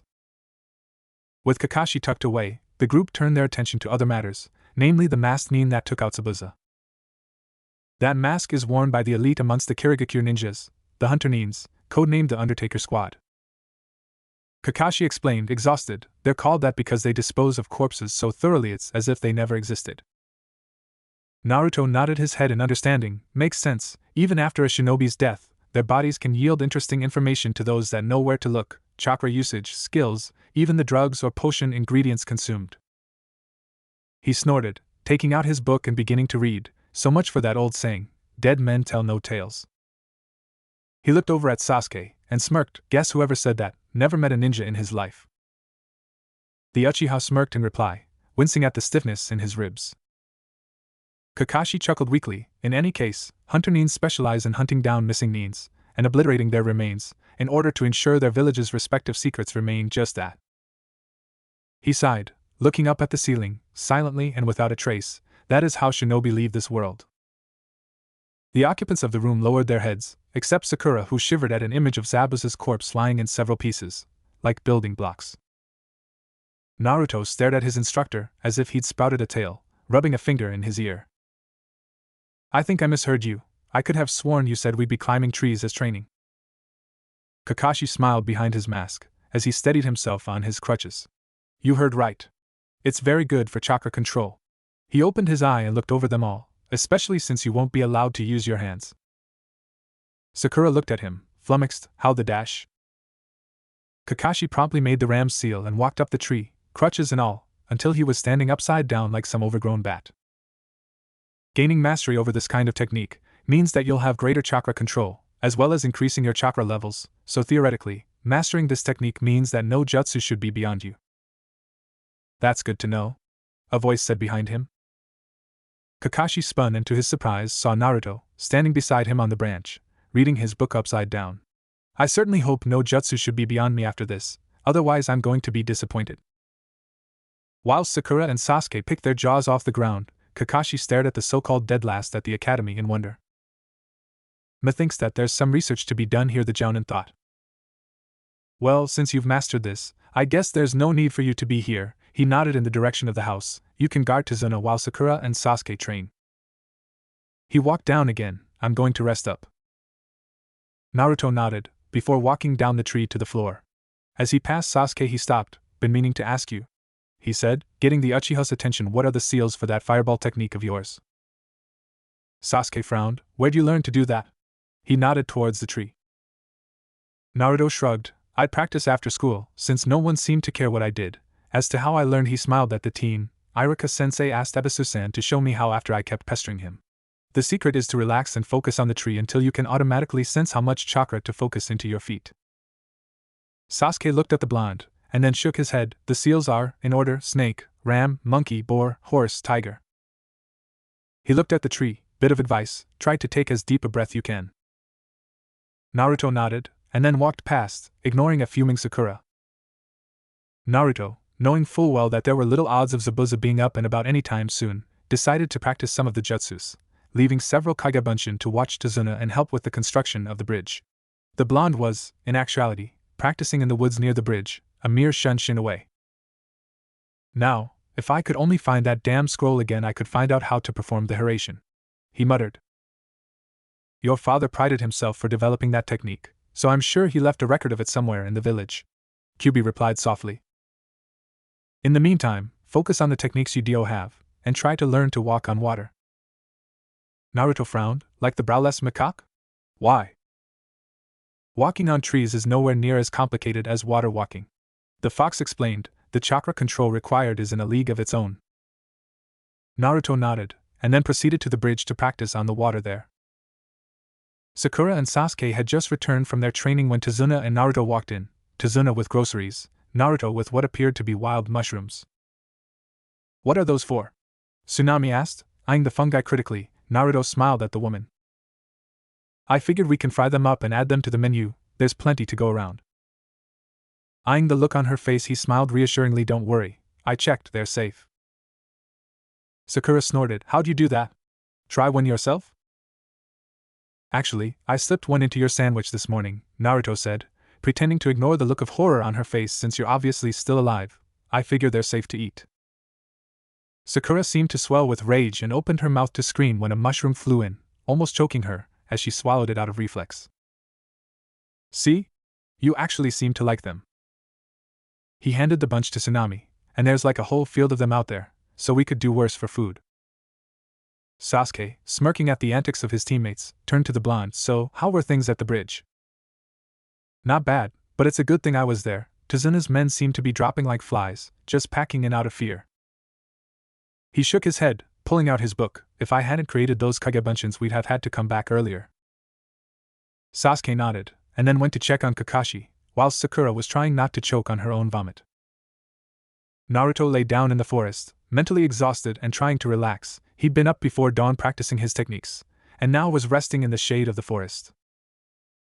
He stiffened as he sensed someone coming towards him, a female by the sound of her footsteps. Can I help you, miss? He asked, sitting up and cracking an eye open, before being struck dumb. Now Naruto would be the first to admit that in Konoha he hadn't bothered to look at girls, Sasuke's groupies having set his opinion of the species at an incredibly low level since he'd started at the academy. But Naruto was male, and there are several things a man cannot ignore except possibly Sasuke, who had girls throwing themselves at him on a daily basis, and compared to the vision in front of Naruto now, the hordes of Konoha groupies the Uchiha dealt with were as plain as cotton. Actually, I was wondering if you could help me find some herbs. The girl replied, smiling. They're pretty effective but hard to find in these woods. Naruto nodded, mentally forcing himself to maintain eye contact, as Iruka had taught him, despite the oh-so-tempting view the girl's yukata provided. Might as well, I'm not doing anything. Naruto came home that evening, covered in leaves and feeling hungry, rubbing his cheek. He hadn't been expecting the girl to kiss his cheek. It was just a thank you, there's no need to be upset, Kyuubi said, seeming amused at his plight. Surely you didn't believe all girls to be like Sakura? Actually, from my limited experience of them, yes. As Kyuubi sighed, shaking his head behind the bars of the cage, Naruto walked through the door to be greeted by a cry of "You're late." Naruto sighed, rubbing his ear. Why do I put up with her? I took a nap after training, guess I pushed too hard. The blonde muttered, walking up to the table. He pulled a chair from the table, looking over at Tazuna. I trust the clones I sent were helpful? The old man nodded. Indeed, I hope I'm not asking too much of you. Naruto waved him off and looked over at Tsunami, who was bringing in dinner. Inari glared daggers at the blonde, who didn't seem to notice, until the child finally snapped. Why do you wear yourself out trying? No matter how hard you train, you'll never be a match for Gato's thugs. Tears were streaming down his face. You act cool and talk tough, but Gato's guys are serious. They'll destroy you. Everyone stared at the boy, shocked at the outburst, everyone but Naruto, who looked almost bored. Your point? He asked, frowning slightly in irritation. Just watching you ticks me off.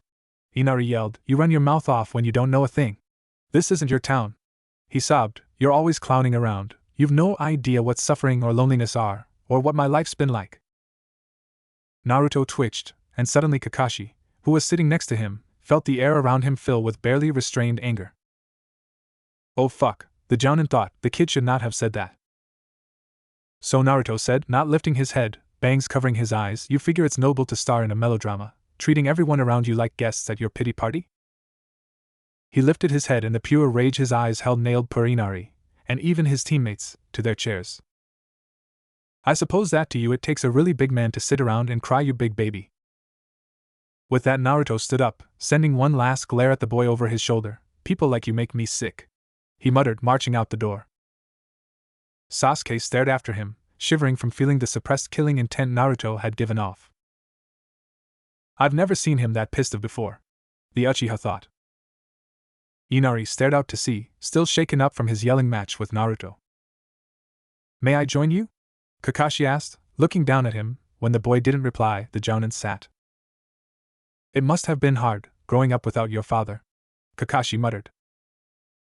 I can relate, he thought, smiling sadly. But you were wrong about Naruto. He does know the feeling. Even more so, he spent the first few years of his life without any parents. Inari jumped, looking up in wonder. Kakashi sighed. He never even had a single friend, not one person to share his dreams with. When I first met him, he was living in a cheap apartment, alone, with barely any food or comforts. He would have been your age at the time. Inari looked horrified at the thought, but Kakashi continued, it was only after he found this out that the Hokage assigned him to a caretaker. But some wounds run deep, and no amount of care can heal a wound that's existed since birth. Naruto will carry those scars till he dies. Kakashi smiled, so that's why he blew up at you. He can't stand to see you pitying yourself. Inari stared at him and he chuckled, you've gotten under his skin, he won't rest until he's set you right. Naruto cursed as he pulled his clothes on. Why didn't you wake me? He yelled mentally. Your mental energies needed time to recover. I wasn't about to interfere with your body more than I have to. Naruto snarled and pulled his coat on, stiffening at the sound of the door breaking. The two samurai glared at Tsunami and Inari. We only need one hostage, so come with us or we carve the kid up. Tsunami hugged Inari tighter, trying to protect him, when the scarred one stepped forward, only to stiffen, before falling over, several shuriken lodged in his spine. It would appear you have a pest problem, Tsunami, Naruto stated, stepping over the corpse of the other thug. He pulled his shuriken out, wiping them down to prevent rust. Guess it was fortunate I overslept. Tsunami, too shocked to speak, stared at the corpses, before Naruto sighed. There's an old saying, a warrior that wields a weapon should expect to die by one.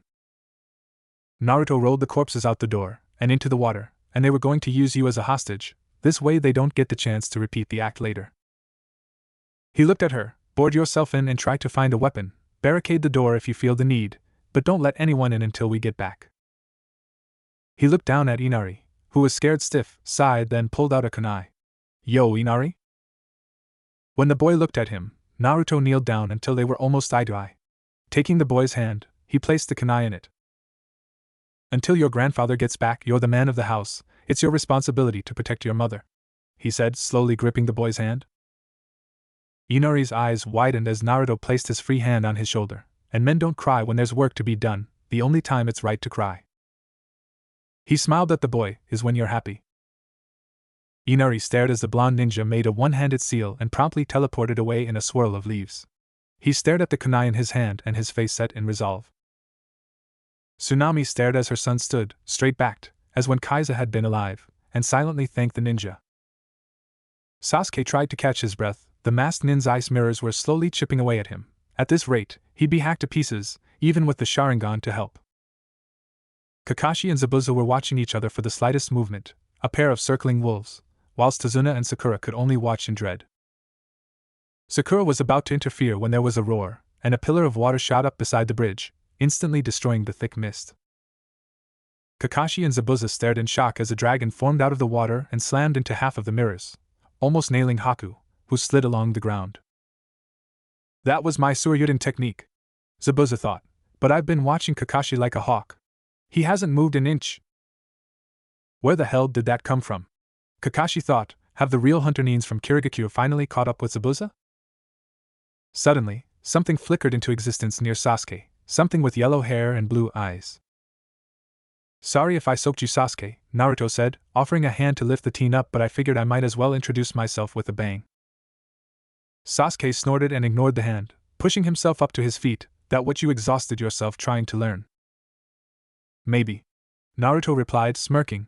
I'd have targeted all the mirrors, but I'd have hit you as well. Haku stood, staring at the two. That boy used the Suryuden technique, but that's impossible. Kakashi couldn't have taught it to him in such a short space of time. Hey, browless wonder, Naruto called out. Pretty cowardly sending those Rente thug samurai to snag a hostage. The smirked. Or is the demon of the mist really a coward that hides behind human shields? Zabuza stared at the boy in confusion. What hostage? What samurai? I've no idea what you're on about, brat. Naruto frowned. Tazuna's daughter and her son. If I hadn't been there, they'd have. I'm afraid you're mistaken. Haku cut in, stepping between the blonde and her master. Though Zabuza-sama proudly carries the title of demon, he would never resort to using civilians as a shield. She shook her head. Such behavior is not befitting for one of the 7 legendary swordsmen of Kirigakure. Naruto raised his eyebrow, looking over at the Zanbato-wielding shinobi. Didn't take you for the honorable type, trying to kill Tazuna and all. He shook his head. Regardless, if those thugs weren't yours, then Gato's planning something behind your back, and if he could simply take Tsunami hostage, what would he need of you? Zabuza scowled, thinking it over. I wouldn't put it past that worm Gato to grab himself a human shield, and he did have a couple of samurai wannabes at his heels. My Zabuza, don't you seem to be outnumbered? Everyone spun, staring at the end of the bridge at the horde of Ronin standing there. Gato, smirking, his left hand still in a cast, tapped his caner on the ground. Gato. Zabuza growled, what are you doing here? He glared at the Ronin army behind the man. And why'd you bring all of them? The businessman chuckled. A slight change of plans, Zabuza, or a change in yours anyway. He gestured over his shoulder. You all die here, demon, all of you. Gato smiled snidely. Hiring shinobi is such an expensive business, especially from one of the main villages, who tend to object when I kill them after the work is done. However, Nukenin, renegades such as yourself, are so much easier to dispose of, since the village won't really care what happens to you once the deed is done. He pushed his glasses up on his face. A brilliant business stratagem, efficient and inexpensive, my 2 favorite words. Zabuza's eyes widened with rage. That bastard. He never intended to pay me at all. Gato grinned at the swordsman and smirked. My one mistake was hiring you in the first place, the demon of the mist, what a crock. He smirked at him. You're no demon, more like a baby demon if anything. Zabuza trembled with rage, the killing intent coming off him in waves. Kakashi? He growled, getting the Nin's attention. I trust you'll forgive me for canceling our little fight? He looked over at the bridge builder. I no longer have any reason to assassinate Tazuna, which settles our differences. Kakashi nodded, so it would appear. He turned to the army of Ronin. I suppose you're not going to run from that? Zabuza smirked, grabbing the Kubikiri Haucho's handle. You know what shinobi think of those that try to break a contract? He said, eyeing the group of Ronin. Besides, he's my enemy now too. Kakashi smirked, Sharingan spinning. Trust Naruto to turn an enemy into an ally. Naruto turned to Haku and smiled. Your boss seems to have changed his mind. You care to back us up, or should I leave you and Sasuke to your little dance? Haku tilted her head, face hidden behind the slashed mask. Zabuza-sama's enemies are my enemies. Naruto smirked, before turning to Sasuke. Finally unlocked the Sharingan, eh? He nodded towards the Ronin. How do you like your Ronin? Charbroiled or grilled? He asked. Sasuke smirked, and the two began making seals simultaneously. Snake, ram, monkey, boar, horse, tiger. Katon, Gakkaku no Jutsu. Twin fireballs shot forwards, incinerating the front lines of Ronin, leaving nothing but charred husks. Kakashi chuckled. Doesn't seem right for our boys to have all the fun. The Kapunin said. Zabuza smirked, and the two began also started the seals. Ox, monkey, hare, rat, boar, bird, ox, horse, bird, rat, tiger, dog, tiger, snake, ox, ram, snake, boar, ram, rat, ninth, monkey, bird, dragon, bird, ox, horse, ram, tiger, snake, rat, monkey, hare, boar, dragon, ram, rat, ox, monkey, bird, rat, ram, bird. Suetun, Suryuden! The two nins cried out, summoning 2 water dragons that launched themselves at the already shaken army of Ronin. Sakura and Tazuna stared at this interesting wrinkle. 1 minute Zabuza was threatening them, he and Kakashi at each other's throats. the next he was fighting side by side with Kakashi, against his former employer no less. This was rather unexpected. Sakura jumped as the masked nin stepped out of the ice mirror that had formed behind them. I trust you could use some assistance guarding Tazuna? Noticing the pair's nervousness, the nin bowed. If Zabuza no longer has a quarrel with you, Tazuna-san, then neither do I. The two relaxed somewhat, though Sakura did keep herself between Tazuna and the boy, just in case. Gato hid at the very rear of the mob, gnashing his teeth. Damn it! I never thought Zabuza'd actually tag team with those guys. He looked towards the boat. At this rate, the only thing I can do is run. Kakashi saw that the billionaire was about to make a dash for the boat and grunted, cutting his thumb with a kunai. Spreading his blood on a scroll, the silver-haired Jounin began to make seals. Naruto, his Kyuubi hidden by the genjutsu, noticed this and frowned. What's with the scroll? A summoning contract. He's going to use his summoning in a jutsu. The fox shifted in interest. I wonder which contract he has. Kakashi frowned. Tiger, snake, dragon, dog. He slammed his hands into the ground. Doton, Tsuga no Jutsu. Gato was about to move when suddenly the ground beneath him erupted and 8 dogs latched themselves onto him, effectively holding him and, from the size of the bulldog, crippling his shoulder. But this was nowhere near as painful as the pug that had latched onto his crotch. He screamed. Argeg. Kakashi's sweat dropped. I hope Pakken didn't intend to do that, the Jounin thought, as Zabuza winced. The copy nin readied himself for another jutsu. Ox, hare, monkey.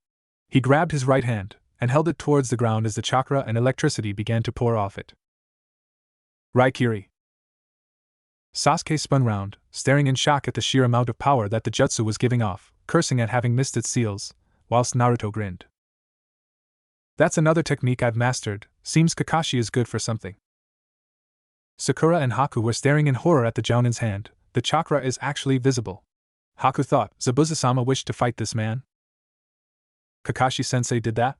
Sakura wondered, I've never heard of that technique. Zabuza in the meantime was smirking. The legendary lightning edge, your sole original technique, he chuckled. I'm honored to see it. Kakashi smirked. Hope you don't mind if I use it to end this.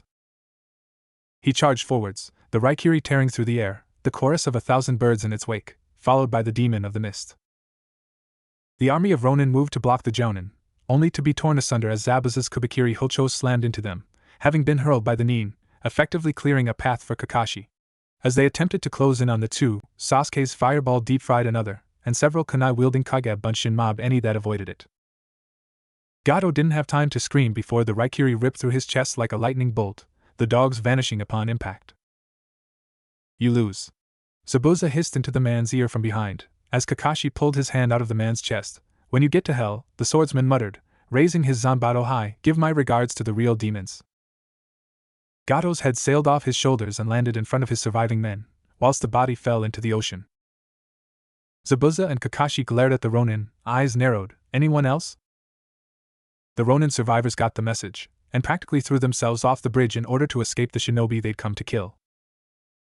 The next day, every man, woman, and child showed in Wave Country showed up to help finish the bridge, each doing what they could, whether it involved actually labor or cooking meals for the workers. The children played under the careful eye of Haku and Sakura, the two almost instantly bonding after Sakura discovered the masked nin was actually a girl. Sasuke, Kakashi, Naruto, and even Zabuza were helping with the construction of the bridge. The sight of the ninjas actually working alongside them gave many people the idea that perhaps the Wave Country should start up its own academy. Naruto looked over at Zabuza. The two were taking a break, grabbing a drink and watching the work. So what do you do now? He asked. Go into hiding again? Zabuza frowned, his face wrappings removed due to the work. No clue, not much point in staying here now, and the hunter nins will certainly come looking for Haku and I. Naruto nodded, drinking from a canteen. You could come with us, he stated, smirking at the Jounin's expression of shock. Konoha isn't as harsh on its shinobi as Kirigakure, and they could always welcome another addition to the rank of Jounin. He smiled. Besides, Haku could really expand her medical skills there. Konoha's medical corps are the best around, and those with Kekkei Genkai blood limits are openly praised, rather than scorned. The demon of the mist closed his eyes and thought, it does sound more appealing than continuing to run from Hunter Nin. What the hell, sure. Thanks to you our bridge has finally been completed, but it's going to be awfully dull around here once you leave. Kakashi nodded. Thank you for your hospitality. he said, smiling. Zabuza merely nodded, whilst Haku, face still uncovered, bowed. Please forgive our actions, it was nothing personal. Tazuna shivered but smiled nervously at the two. Hey, as one professional to another, how can I chide you for following a contract? Haku bowed again and Naruto walked over to Inari. Hey kid, remember, you have to be a big man for your mother now, got it?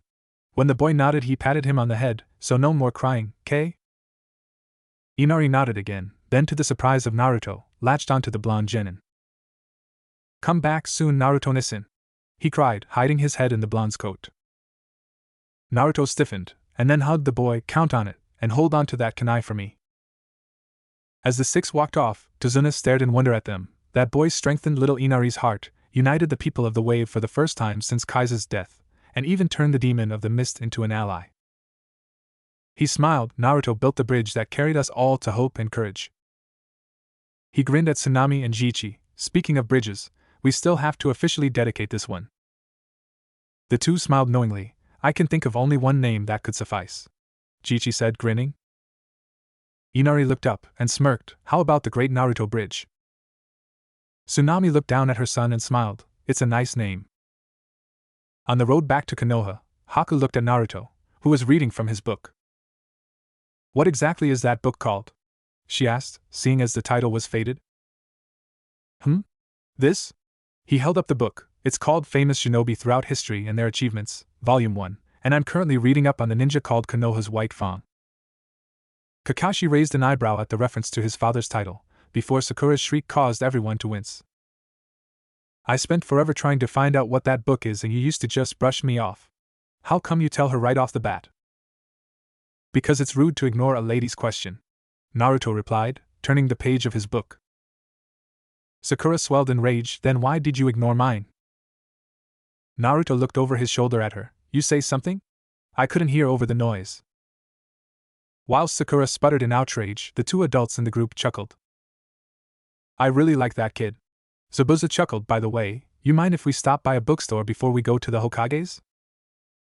When Kakashi looked at him, he explained, I left my copy of Ike Ike Paradise behind in Kirigakure, and I haven't read the book since Kami knows when. Kakashi's eye widened in horror at the thought. No one should have to go through such trauma. Let's pick up the pace, people. We need to get back to Konoha as soon as possible. It had been several weeks since the mission to Wave Country, and Konoha was still reeling from the after effects. The Hokage had nearly suffered a hernia from the sheer amount of paperwork required to instate Momochi Zabuza and his ward as shinobi of Konohagakure. However, he insisted that Haku be listed as a genin, to give her time to settle in. Zabuza's acceptance into the rank of jounin went down with few questions, though most of the elite chose to steer clear of the swordsman, except one Mado guy, who openly, almost too openly, welcomed the demon with tears in his eyes and cries of flaming youth. Zabuza made a mental note to avoid the man like the plague. Haku was accepted into the ranks of genin with little problems, and was happily placed under the tutelage of the Konoha Medical Corps. Zabuza actually found a hobby in the form of finding creative new ways of scaring away would-be suitors. Sasuke went back to his silent brooding, as well as constantly avoiding the hordes of fangirls that chased him throughout the village. And Naruto?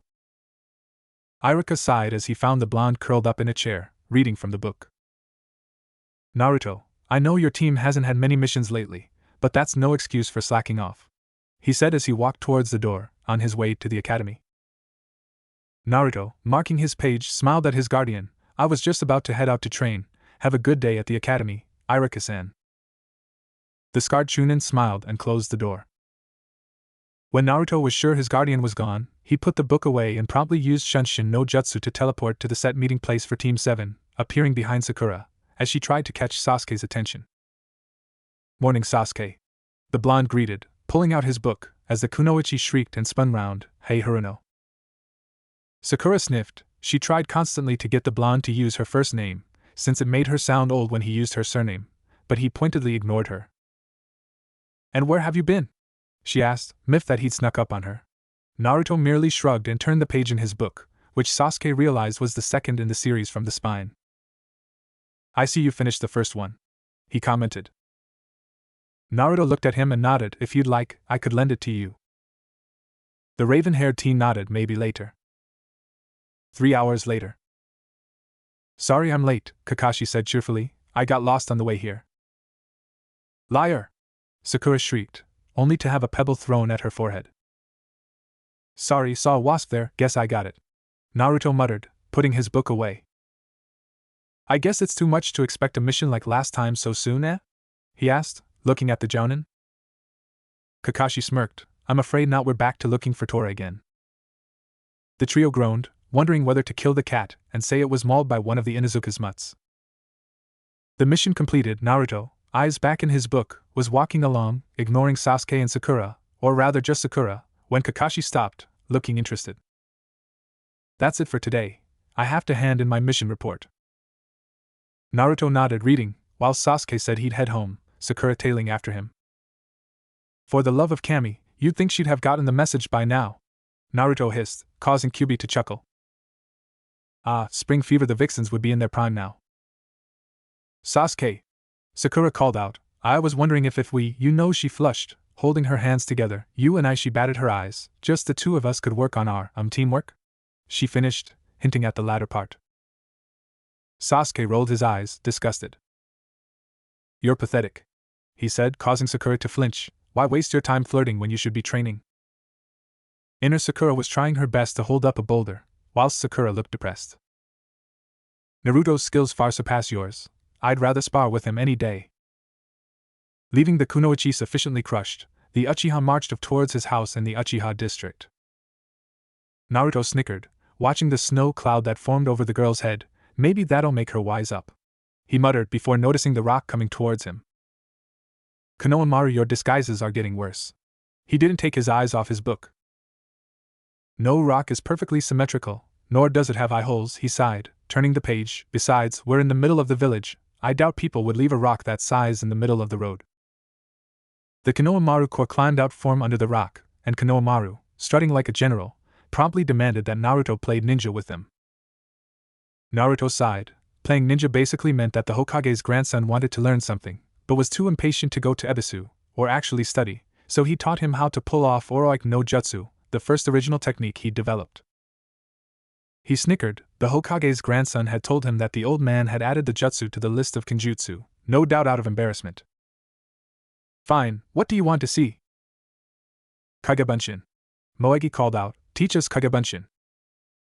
Naruto rolled his eyes. How many times do I have to tell you? I'll only teach you that if and when you graduate. He smiled. Besides, that's a jounin level technique. The chakra requirements might kill you. The girl shivered, looking upset, so Naruto smiled. Shall I teach you one of Kakashi-sensei's techniques? He said, and smiling at the look on their faces. It doesn't cost any chakra to use either. I saw him use it on some jounin with freaky eyebrows. Across town, Madogai sneezed, before launching into a tirade concerning the flames of youth warding away colds. Sakura, looking at the blonde genin, a technique that costs no chakra and took down a jounin? She snorted, yeah right. Naruto looked over at her, you mind? The light reflecting off your forehead is distracting me. Sakura charged forwards, intending to flatten the teen, only for him to vanish.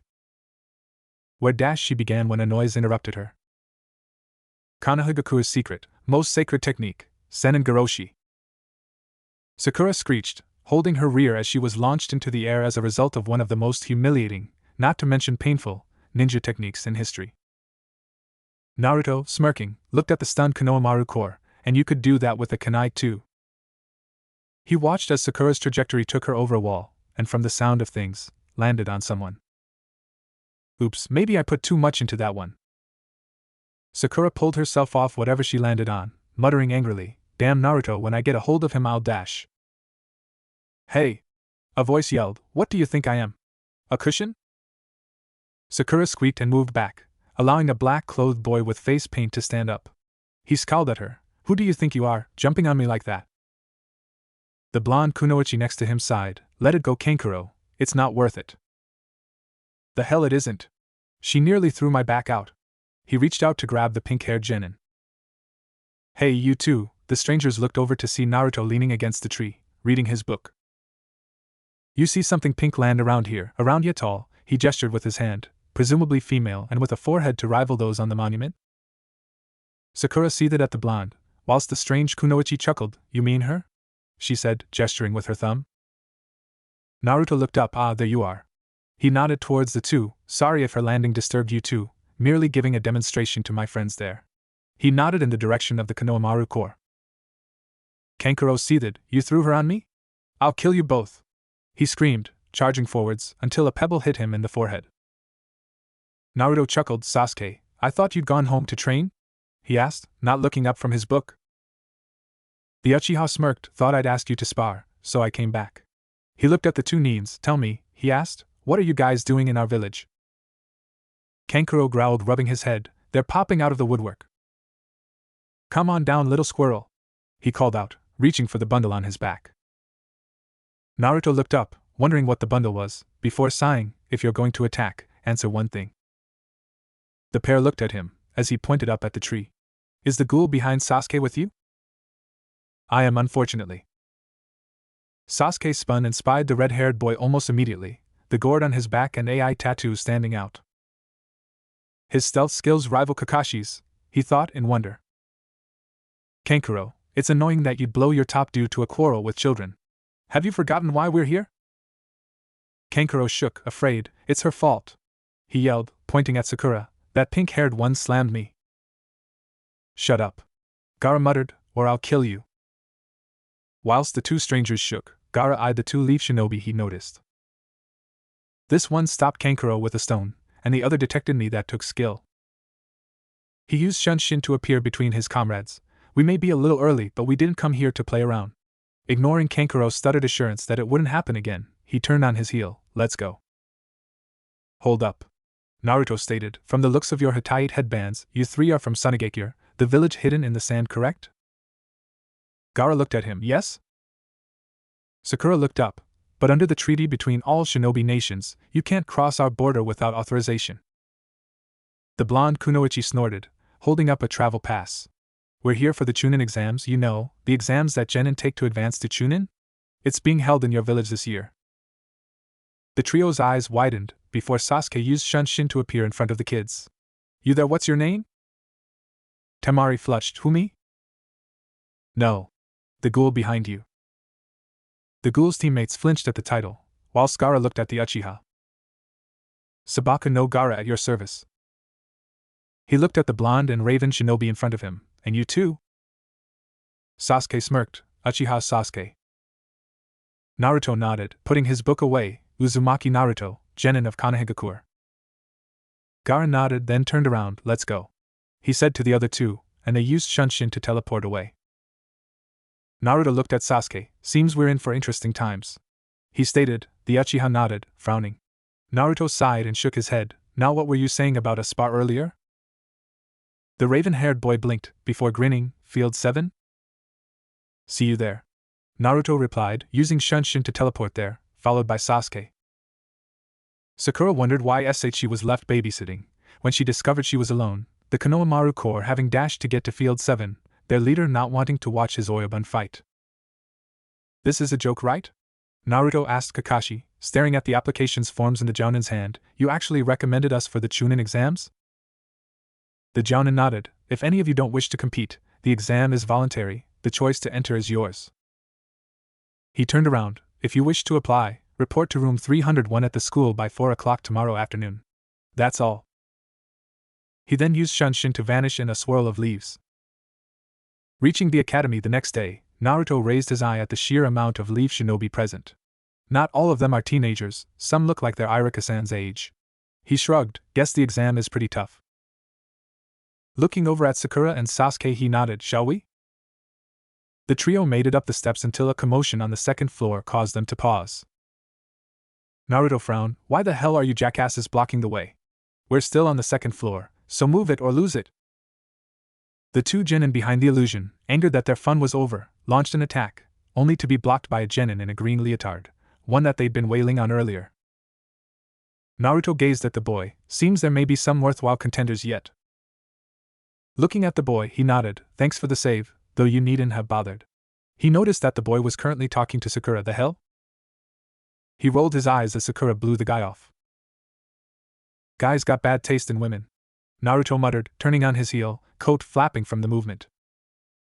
He frowned. Where have I seen that hairdo before? I don't believe this, Naruto thought, as the image of Guy and Lee hugging was seared into his brain. Why in the name of all that's holy would they allow that thing to reproduce? He mentally screeched, staring at the two. Their scents aren't compatible, Kit, they aren't related. Naruto shivered. No offense, Oni-san, but I think the seal's starting to affect your senses.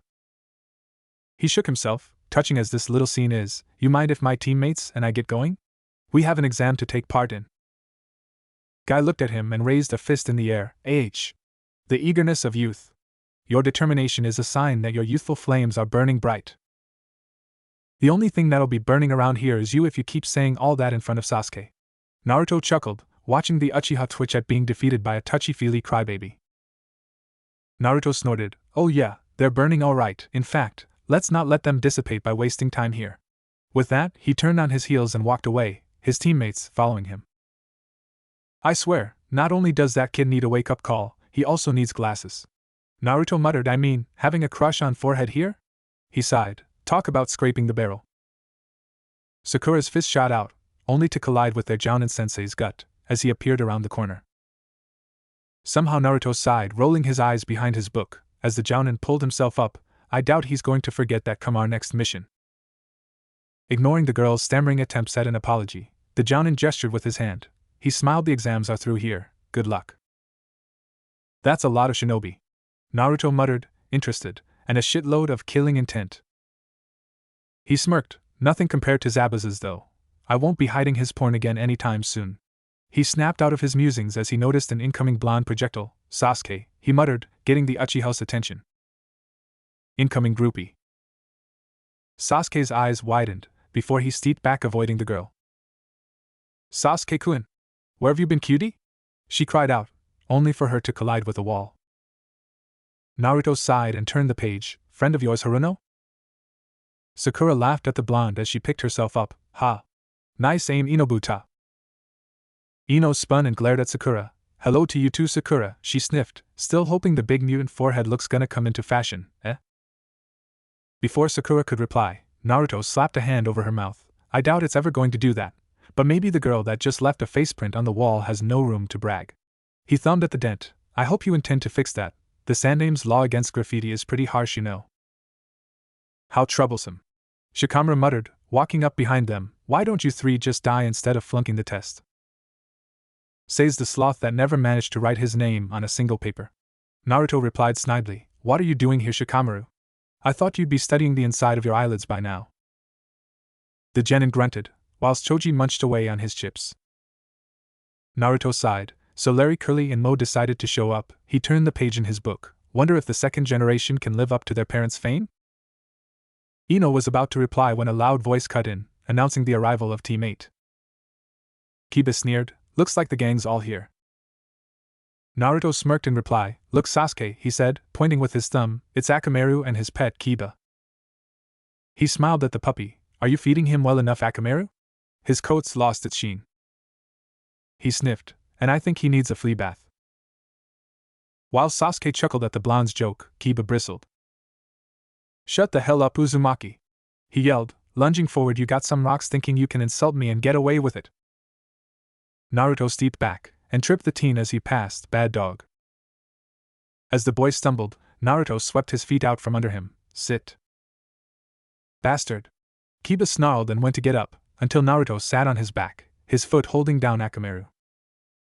Play dead? The genin muttered, almost bored, his eyes still in the famous ninja book. Sasuke snorted. If the shinobi thing doesn't work out, he said, eyeing Naruto, you could always become a professional dog breeder. Naruto looked up at the other two members of Kurenai's cell and nodded. Shino-san, can't you manage to keep this guy under control?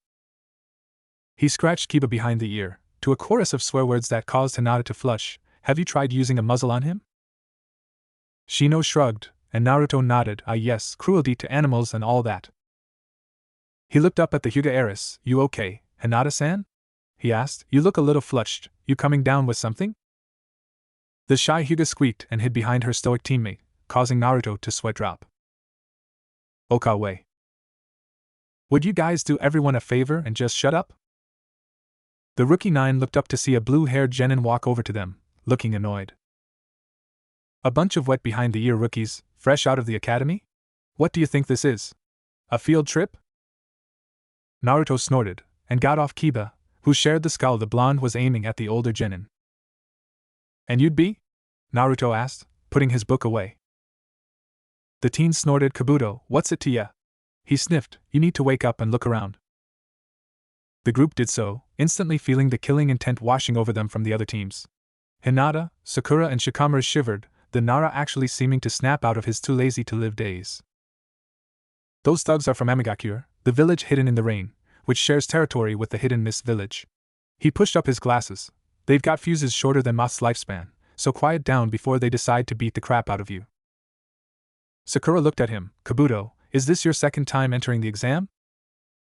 7th. The genin replied, twice a year for almost 4 years now. He pulled out a deck of cards, though it has given me a wide database to study. Naruto looked up interested. Shinobi info cards? He asked. They show a person's status and other official information, right? He noticed the group staring at him and shrugged. Ira Kanikin uses them for our report cards. He explained. Kabuto smirked. Well, mine are a little different, since they don't cover your grades, but rather, your shinobi talents and missions. Sasuke stepped forward. You got any information of Rock Lee from Konoha and Sabaka no Gaara? He asked, to which Kabuto smirked. You know their names already? That'll make it easier. He pushed chakra into the cards and read the details. Rock Lee, a year older than you lot. Missions, 20 D rank, 11 C rank. He read on. Seems his specialty is taijutsu, only base ninjutsu at best. He's a first-time contender. Teammates, Hyuga Niji and Tenten. He looked at the other card and frowned. Sabaka no Gaara, 8 C ranks and a B rank. He whistled. That's impressive, not many genins get B rank assignments.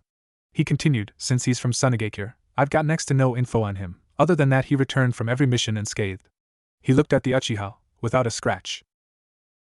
The rookies gulped, including Naruto. Even I get battered around a bit on missions, he muttered, especially that mission to Wave Country. Every hidden village has sent its teams here to be tested, even Otogakure, but they're a recently formed nation, and thus not as influential as the others. Naruto sensed a subtle change in the room's killing intent, and snorted. And the idiot tells us to watch our mouths? He shook his head. It doesn't matter anyway. The others looked at him, and he grinned, confidently. Genin, Chunin, Jounin, I'll beat anyone that stands in my way. As expected, the killing intent in the room swung towards the blonde genin, causing his fellow rookies to question his sanity. That is, until he let off a wave of killing intent so severe even Gaara's eyes widened in shock. Take that, bitches, never fuck around with someone on their home turf. The sheer amount of killing intent actually stopped the Odanin team in their tracks, stunned. They had been about to bushwhack Kabuto for his slight of their village, but they didn't dare get near whoever was radiating that much killing intent. Fortunately, Marino Ibiki decided to interrupt with a tactful approach. Shut up, you lousy bastards.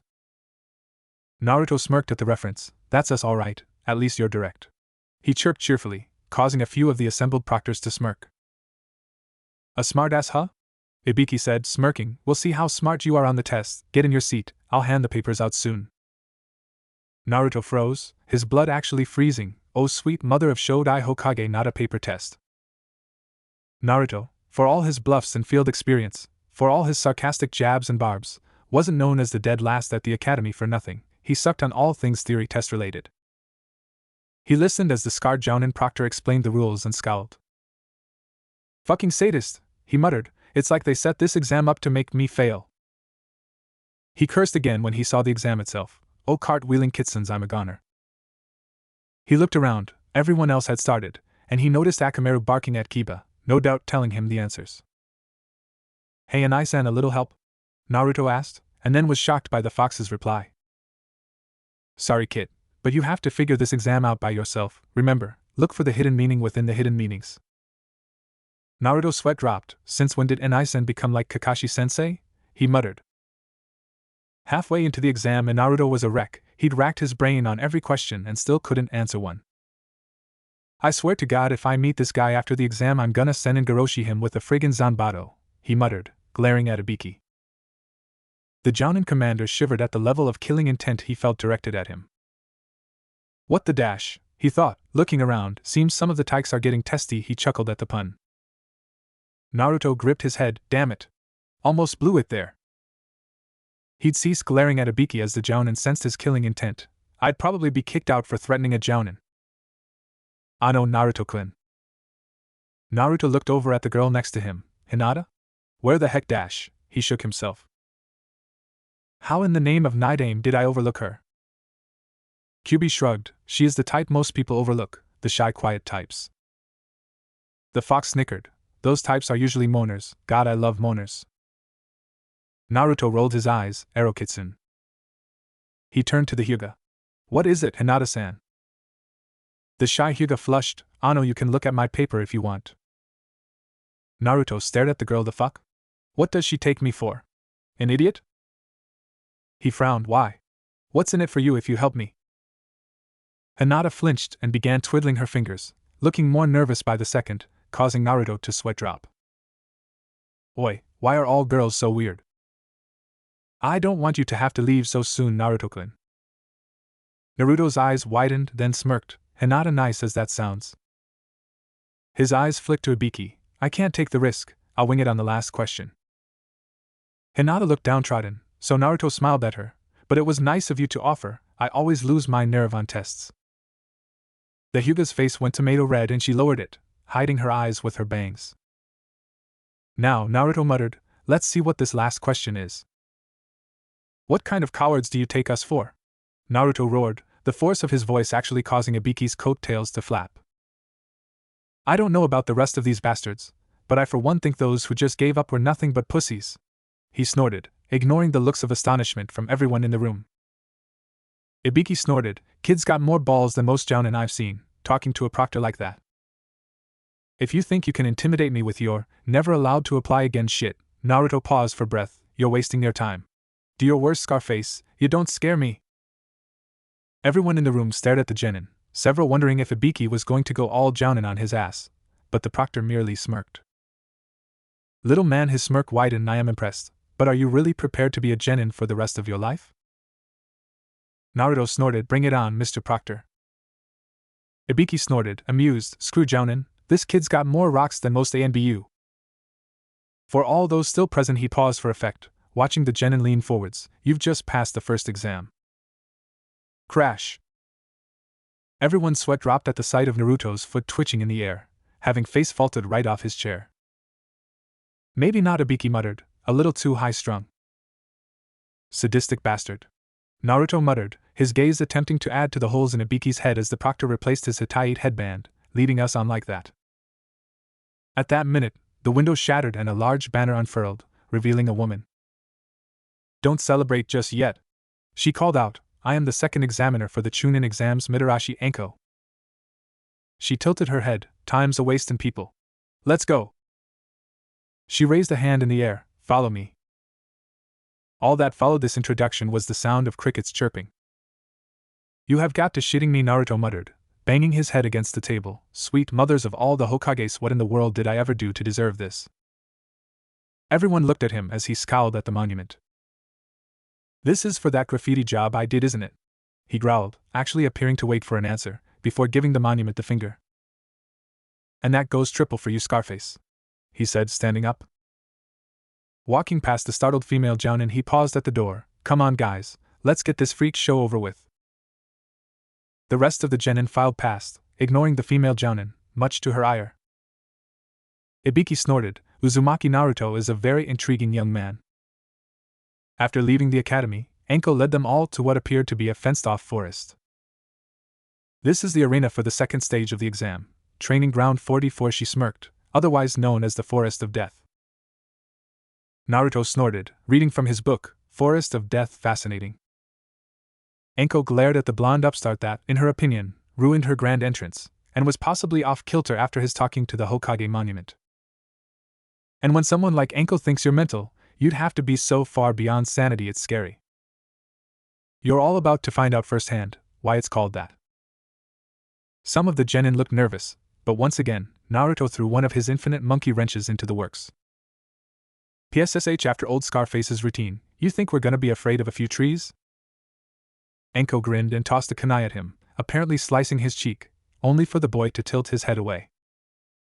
You mind, I'm trying to read here, I've just gotten to a good bit and... Something licked his cheek. Naruto looked behind him to see Anko, another kunai in hand, licking blood from his freshly cut cheek. You sound pretty confident, for a brat, she murmured, looking over his shoulder. So what are you reading, a fairy tale? The surrounding genin snickered, until Naruto replied, it's called Famous Shinobi Throughout History and Their Achievements, Volume 2. I'm currently reading up on the legendary Sannin, Orochimaru of the Sannin. Anko froze at the name, before frowning. And what's it got to say?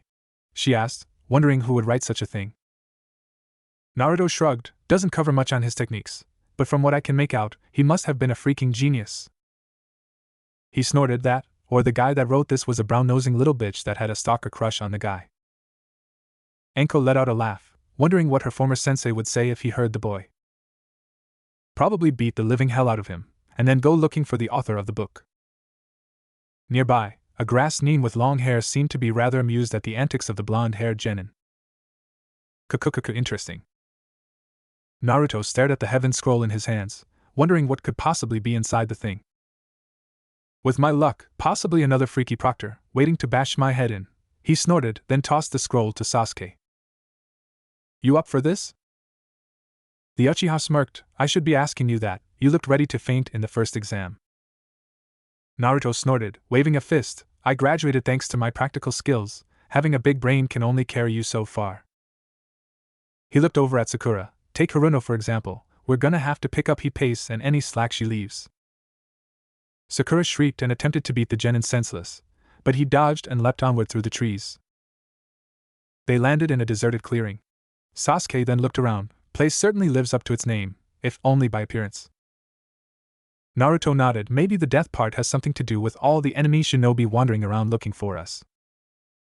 Sasuke frowned, I doubt that, this place was sealed off, even from the shinobi residence here something has to be in here. Sakura scowled, as the two continued their discussion, completely ignoring her.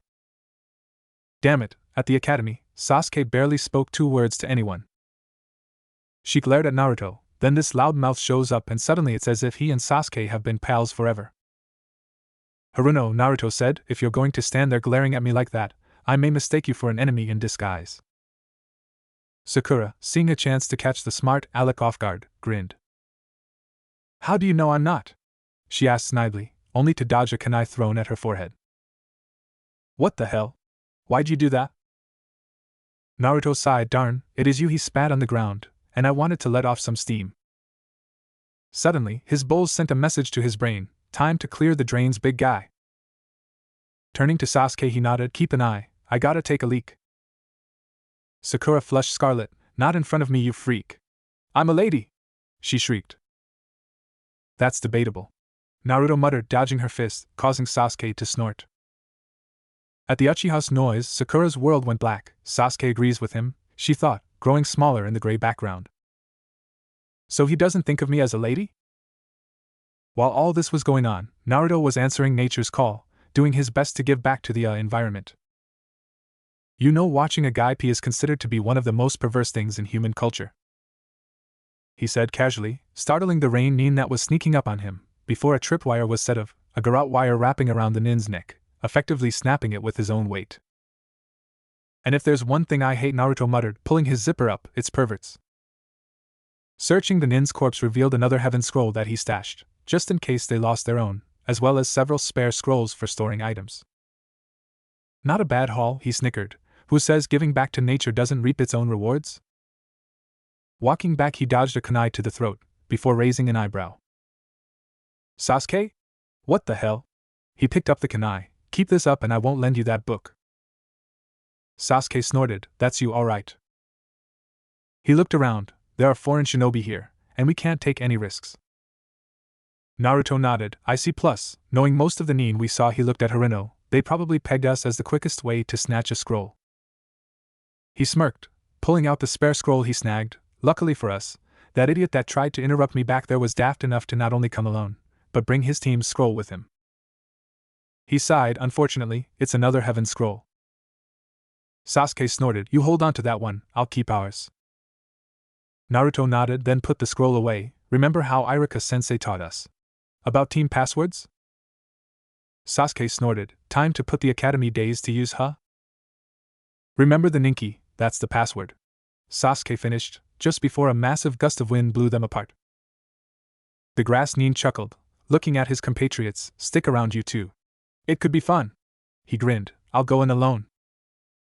Naruto muttered as he rubbed his noggin. Damn it, let my guard down. He froze, sensing something coming, something big. Why do I get the feeling I'm not gonna like what's behind me? He muttered before looking over his shoulder. Damn, I hate being right. He muttered as a massive snake swallowed him whole. Sasuke pulled the kunai out of his leg, glaring at the snake-like grass nin. If I hadn't stabbed myself, he shivered. Who is this guy? Kukukuku using pain to combat fear. Impressive. Naruto winced as he felt the slime drip inside the snake's gullet. Wonderful, I'm here 5 minutes, and something tries to eat me, he snorted in disgust. Hope you enjoyed the appetizer. Here's the main course, Kaiga Bunshin no Jutsu. The snake seemed to swell up, a what the food dash, look on its reptilian face, before it burst apart, revealing over 100 disgusted-looking Naruto clones. Eyeing the snake, Naruto grinned, waste not, want not. Using his clones to help out, Naruto began carving the snake up to use as food, storing the massive chunks in the storage scroll. Better grab some of the snake's venom too. He muttered, big-ass snake like that, venom has to be a bitch to cure. Sasuke dodged and wheeled, attempting to avoid the snake that was lunging at him, before making seals. Snake, ram, monkey, boar, horse, tiger, he breathed in katan, Gakaki no Jutsu. Just before the fireball hit, something burst out of the snake's back, out of the way of the blast. Impressive, Sasuke, but you shouldn't let your guard down, that's no fun for the predator. The grass nin actually slithered up the tree towards the Uchiha, until something landed in front of him, a snake fang, freshly ripped from its host's jaw by the looks of it. I swear, Sasuke, your stalkers get creepier by the second. The grass nin looked up and flinched. That face, dear Kami, could it be? You there, the grass nin muttered, regaining his calm demeanor. What's your name? Naruto smirked. Isn't it considered polite to give your own before asking? He asked snidely, his fox-like grin in place. Kami-sama, even the grin is like Arashi's. The grass nin smiled, almost sadistically. Beat me and I'll tell you. Naruto snorted. That all? He used the Konoha Shunshin to appear next to Sasuke. If that's the case, we'll beat it out of you. He looked at Sasuke. Windmill maneuver, I'll play decoy. Sasuke nodded, his Uchiha confidence returning with the support of his enigmatic teammate. Naruto looked at Sakura. If Freak Show there starts any genjutsu, cancel them. Orochimaru was pleased. Not only were they putting up a fight, but he'd actually witnessed the Uchiha's startling development, and much to his pleasure, the blondes as well. To think he would develop so quickly, the Sannin thought. Erasure, your legacy is quite impressive. He readied the 5-element seal as he held Naruto up with his tongue. But I can't jeopardize the plan, forgive me, Erasure. Gojiofuen, the 5-element seal. Naruto screamed as the purple chakra enveloped him. Within him, he heard the desperate cries of Kyuubi as he tried to stay in contact with him. Then nothing, he felt strangely empty, alone. Naruto began to shiver since his birth, since the seal was put in place. Kyuubi had always been with him, sending comforting vibes to settle his young mind, like a soothing hand on his shoulder. Now that presence was gone, the hand was gone. Forgive me, he heard the freaky grass nin mutter, before passing out. Sasuke caught his blonde teammate as he fell, glaring at the nin. Who the hell are you? I am Orochimaru, the giant snake. The nin replied, glaring at the genin. I had thought to leave you a parting gift, he turned his back, but out of respect for the fight you two put up, I won't. He glared at them, freezing them with killing intent, and a grin that, somehow, was even worse, spread across his features. Until we meet again, Sasuke-kun. The Sannin disappeared, seeming to vanish into the ground. He's waking up, Shikamaru said, waving the others over. Bastard slept through the entire fight, how troublesome. Naruto groaned and covered his head, feeling like he'd received the biggest hangover in existence. I swear if I open my eyes and find myself in someone's bed, I'm going to butcher the first person I see and anyone else if I feel like it. Shikamaru snorted and moved aside as Choji helped the blonde sit up. Naruto looked around, then frowned at Shikamaru. You got lucky, he muttered, making it clear that his previous statement wasn't a bluff. Sasuke rolled his eyes, wincing at the bandages around his arms. The Sound Nin attacked us a while ago. If these guys hadn't shown up, we'd be dead. Naruto looked up and noticed that Fuzzy Brows and his teammates were here too. He frowned at the long-haired guy. Have we met before? He asked, before noticing the pale eyes. Wait, you're a Hyuga, right? Niji frowned. Your point? Naruto shrugged, just wondering if you saw Hinata-san around. At the girl's name, the long-haired genin's eyes narrowed and he marched off. Naruto raised an eyebrow. Something I said? He asked, looking over at the teen's female teammate. Tenten shrugged. It's a personal thing, she explained, and Naruto nodded. Ah, I see, another Sasuke wannabe. The Uchiha snorted, tossing an apple at the blonde. I'm not that bad, Naruto. The blonde smirked. Not now, but I remember when all you did was grunt and frown at people if they talked to you. He bit into the apple, and threatened them if they wouldn't piss off. As the two spoke, Ino and Sakura were glaring at them, flames roaring in the background. How dare Naruto speak to Sasuke-kun like that? They thought jointly. Sasuke-kun shouldn't lower himself to speaking to trash like him. Naruto looked over at Rock Lee and frowned. So, Fuzzy Brows, was that your dad we met back at the academy? I forgot to ask. Lee looked confused for a minute, and then laughed out loud. That was Guy-sensei. He is the best taijutsu master in Konohagakure. Alas! I only wish he was my father, so then I could better understand his ways. Flames erupted from the youth's eyes as he clenched his fist. Naruto, and everyone else sans Niji, sweat dropped at the sight. So the reason you dress like him? Naruto shivered. You're not stalking him, are you? Lee face faulted, as did the Sakura, Ino and, to the surprise of Tenten, Niji. No! Lee howled, looking crimson. Master Guy is my idol. He's taught me everything I know. Don't you ever insult him like that. Naruto leaned back from the force of the yell. Easy there, pal, it's just he looked the guy over, the way you guys were hugging each other. He smiled a little, kinda looked like something a family would do. Lee looked at the blonde. You think so? He asked. Naruto nodded. But if you guys are so close that you even dress like him, maybe he sees you as his little brother? Naruto shrugged. Just my opinion, sorry if I offended you. He pulled out his book, snorting at the dirt that got on it. Someone better tell me who was going through my pockets. He glared at the assorted genin, and so help me if they were trying to cop a field they'd better be prepared to lose that hand. The girls blushed at the comment whilst Shikamaru snorted, Mendokus. Naruto glared at him then smirked, pulling out a chocolate bar he'd stashed away. Choji, if you tell me who did this I'll give you this. Shikamaru did it. The Akimichi answered quickly, grabbing the chocolate and promptly munching down. He was looking for your scroll. Naruto snorted. Tough nuts then, cause Sasuke has it, and I doubt he'd appreciate you groping him. He snorted at the affronted look on the lazy genin's face. Oops, did I pop your little fantasy bubble there? Shikamaru snorted. How troublesome, maybe we should have let the Odanin get you. Naruto scoffed, but then your lewd fantasies of Sasuke would be at an end. He dodged a rock tossed by Sasuke. Just kidding, besides, maybe that's why he's always sleeping. Shikamaru snorted and walked away. Naruto frowned a little then stood up, pulling the storage scroll out of his pocket. Right, listen up, grateful as I am for the assist and charming conversation, he said, holding the scroll up for all to see. I don't like having debts. He released the sealing jutsu and pulled out the spare heaven scroll. So here's how it works, whoever needs a heaven scroll, step forward, it's all yours. Tenten stepped up, but so did Ino, causing Naruto to sweat drop. Crap. He thought for a second then smirked. Got it, we'll settle this the old-fashioned way. Tenten and Ino braced for a fight. After an embarrassing round of rock-paper-scissors, Team Guy walked off with a complete set of scrolls, a beaming Tenten talking amiably to Lee, whilst Niji shook his head at the audacity of it all. Team 10 had left, sulking, whilst Ino shrieked at the two for being so incompetent, whilst Shikamaru lazily pointed out she had been the one to lose 10 times in a row.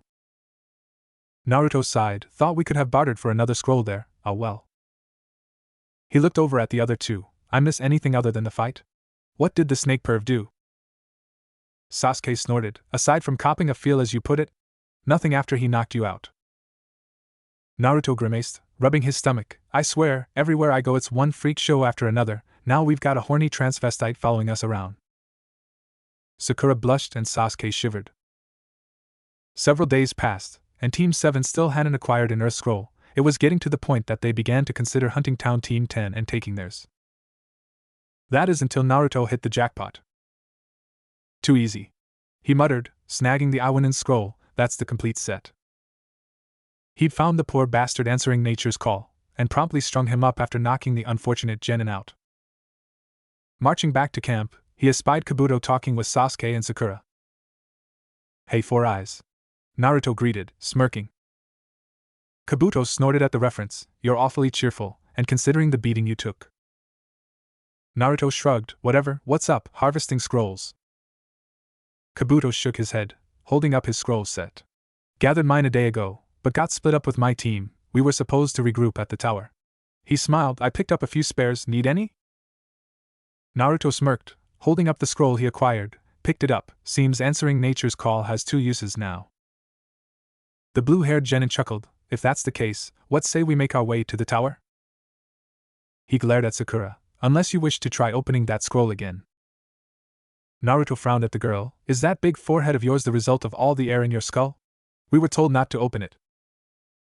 He shook his head. Why'd you give it to her, Sasuke? Sasuke shrugged. I was setting traps, he reasoned, and she volunteered to watch the camp. Naruto shrugged. Whatever. Aside from a run-in with the Rain Nin's teammates, the trip to the tower was pretty uneventful. Giving Yoro the finger as they walked through the door ahead of them, Naruto snorted. What a dick. He muttered, looking up at the scroll on the wall. What the? Orochimaru looked at the card with Sasuke's data on it. He looked up at Kabuto. I do so enjoy your intelligence, good work. He used Shunshin to teleport away. How far can you go, Kaji-kun? What the hell is this crap? Naruto muttered, eyeing the tattered tapestry. Looks like the moths went to town on it. Maybe we have to open the scrolls? Sakura asked, head to the side, thinking. Naruto snorted. Sounds like the most intelligent thing you've said recently. Ignoring her blonde teammate, Sakura peeled open the Heaven Scroll, while Naruto opened the Earth Scroll he'd pilfered. Humanity? He wondered, noticing that the scrolls were starting to smoke. Shit! Drop them! He yelled, slapping Sakura's wrist. The scrolls released a stream of smoke, which when cleared, revealed a very familiar form. Iruka-san! Naruto yelled, tackling the scarred Chunin around the waist. Iruka chuckled, and then proceeded to explain the reason behind the wall scroll. If Naruto's weakest area lies in academics, then he needs to study to learn the principles that will help him on missions. Naruto snorted, glaring at a giggling Sakura, until Iruka continued. If Sakura's weakness lies in physical aspects, such as strength and power, she needs to train hard to attain the necessary physical prowess a shinobi requires. Naruto smirked. In that case, she may as well drop out now. All the brains in the world ain't gonna help you if your opponent can kill you before you realize it. Sakura glared daggers at the blonde genin, plotting painful revenge. Iruka smirked. Chunin are the unit commander class responsible for leading their teams, and only those that optimize wisdom and strength stand a chance of attaining that rank. Learn it, live it, believe it from the bottom of your heart. He looked at them somberly. Keep the Chunin directive foremost in your mind as you move on top the next exam. Then he smiled. That's the entire message. Naruto saluted. Yes, sir, causing the Chunin to smile sadly. Don't overdo things in the third exam. He looked at his Ototo. Especially you, Naruto. I worry about you. Naruto frowned, his face taking on an unusually serious outlook. The day I received my Konoha graduation Hittite, I stopped being a student. Looking at Iruka's shocked face, Naruto continued, no need to worry. He tapped his headband. This is proof of my maturity, and I got it from you, Iruka-san.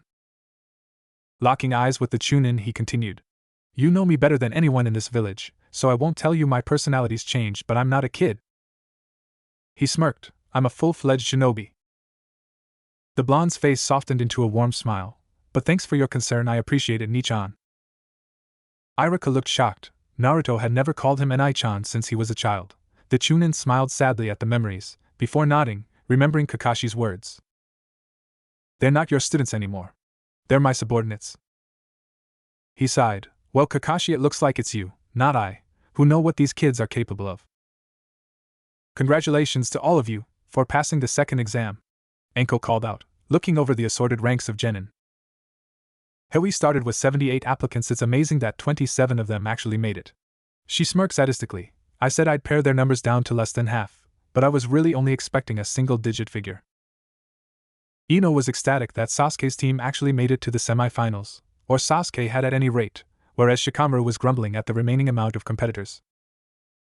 Up on the podium, Mato Guy snorted. "Your students made an impressive showing," he said to Kakashi. "I wonder how much of it was dumb luck?" He smiled confidently. "Not that it matters. My team is bound to knock them out in the next round." Turning to Kakashi, he continued, "At the next level, it will all be about their abilities or lack thereof." He sighed. Well, sometimes being young is all about dealing with heartbreak, at Kakashi? The cycloptic Jounin blinked and looked at his bushy-browed colleague. "Huh? I'm sorry, did you say something?" Guy twitched, and began ranting inside his head whilst Kakashi wondered whether his eternal rival had forgotten to take his medication or something. Next to them, a short older woman, possibly in her late 50s, chuckled at the sight, whilst a man in a Tengu mask remained stoic, their headbands bearing the symbol of spirit.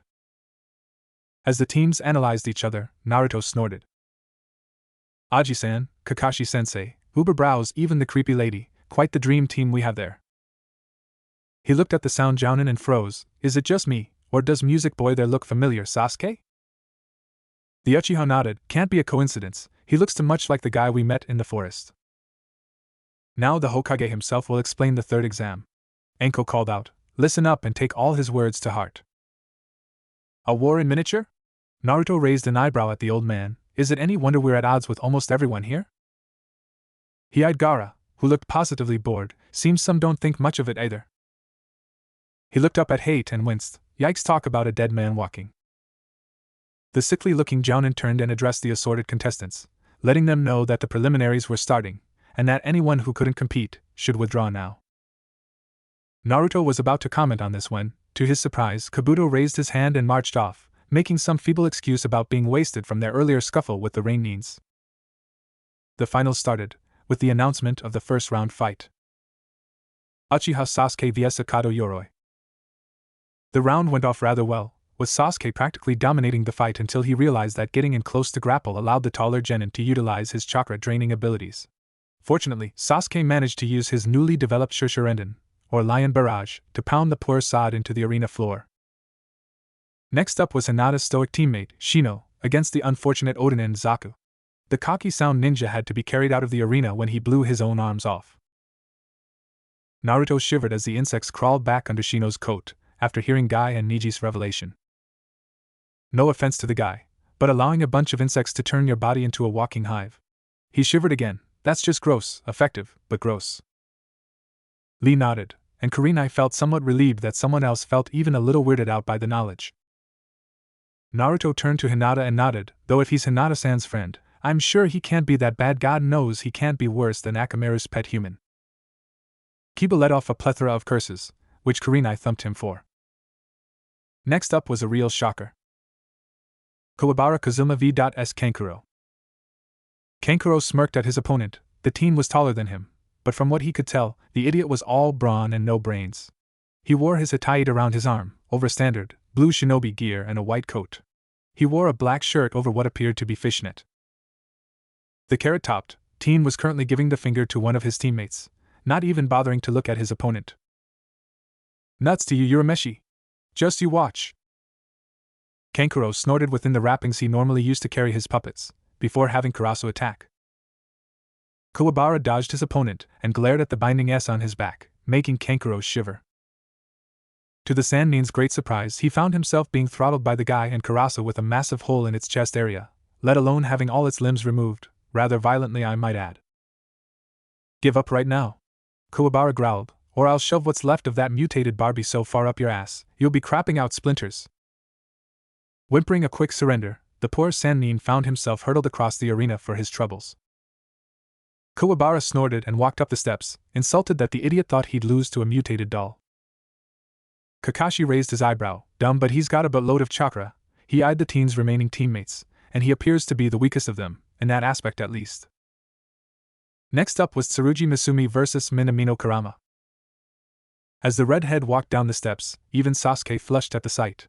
Dressed in silk garbs of oriental origin, the red-haired genin seemed almost delicate. Kakashi raised an eyebrow appreciatively. "Now there's a keeper," he muttered to himself. The only one not affected by the genin's beauty was Naruto, whose sense of smell told him that falling for this genin would embarrass many here. Misumi waved at the genin. I'll let you have the first blow, ladies first and all. The redhead twitched, before dashing forwards, throwing various punches that Misumi easily avoided thanks to his ability to bend his body at will. That is, until he suddenly stopped dead. Well, why can't I move? He gurgled, feeling most peculiar. I planted a special seed on you as we fought. Kurama explained, it's taken root now and at a simple word from me, it will blossom, from within.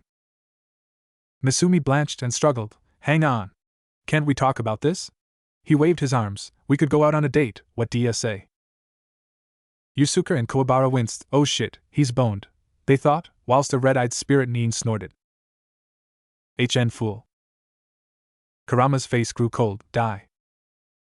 The flowers erupted from Misumi's skin in a torrent of blood. As he fell over, Kurama turned to hate. Be at ease, I held back. I don't like picking on the weak. Smiling, the red-haired genin turned to the audience, and to ensure there are no further mix-ups, I'm a boy.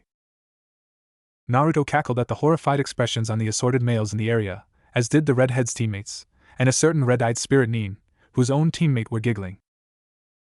Naruto looked at Gaara, the only person not reacting, other than a smirk in the direction of his jounin Baki, who was looking a bit bothered. Guess I'm not the only one who noticed. The vessel chuckled, before looking at Sasuke. Isn't that typical Sasuke? The one girl you decide to notice turns out to be a guy? The Uchiha hurled a kunai at his teammate, flushing, though his earlier bout with the chakra-stealing Yoroi took all the power out of the throw. After Misumi's carcass was cleared off the arena floor by the medic Nin's on call, the next match was declared. Haruno Sakura vs Yamanaka Ino. That was pathetic. Naruto muttered. Those two spent more time screeching at each other than a pair of cats in heat. He looked over at Sasuke. Why do we put up with her? Sasuke shrugged from his position on the floor. Because we need 3 members to form a cell, and Kakashi's too lazy to find someone to replace her. Kakashi frowned at the two, and was about to cut in, when Naruto held up his hand. I know what you're about to say, so drop it. We're just venting that Sakura, the so-called brains of the academy, only managed a tie. He nodded towards Ino, and for what? Due to some infantile quarrel over the same guy. He smirked at his raven-haired teammate. Maybe we should tell everyone you're gay or something, maybe then they'll leave you alone. Sasuke gave Naruto the finger and the two laughed. You're right, then Shikamaru and every other queer would chase after you. Sasuke grabbed Naruto and put him in a headlock, threatening unmentionable things to the blonde's manhood if he didn't shut up. The next match, between one Yusuke Urameshi and another Reinin called Rando, who looked a complete freak, running around bare-chested and all, ended with the tattooed idiot shrinking himself and the black-haired genin stomping on him a few times.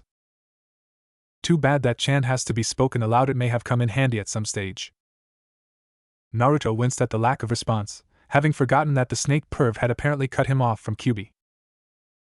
He turned to watch the end of the match between Tenten and the blonde San Nin. Pretty big assortment of weapons she has there. He muttered uncomfortably as the weapons specialist hurled a veritable armory at her opponent, summoned from 2 scrolls she'd placed on the ground. I wonder how I'd fare like that. Come to think of it, wonder if I could get a sword like Zabuza's? He grinned at the thought of him cleaving the snake perv in 2 with Kubikiri Hocho, Zabuza yelling at him to give the Zanbato back. Blinking at the sudden gasp, he snapped out of his daydream to see Tenten, back bent at an unhealthy angle on Tamari's fan. Harsh. He winced, seeing the look of pain on the Lee's teammate's face. Then his eyes widened as he leapt into the arena, just ahead of Lee, and grabbed the poor girl before she was flung against the wall. What the hell do you think you're doing? He yelled at the blonde Kunoichi, eyes flashing red for a split second. You'd already won. What the hell do you gain by killing her?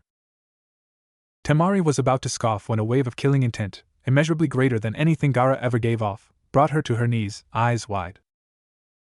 Gaara's own eyes widened in shock, as something he never dreamed would happen, happened. Shikaku is afraid, he whispered, listening to the Tanuki's terrified whimpers. What has Temari done? Naruto growled at the blonde. Try anything like that again and I'll personally shove that fan so far down your throat, you'll beg me to kill you.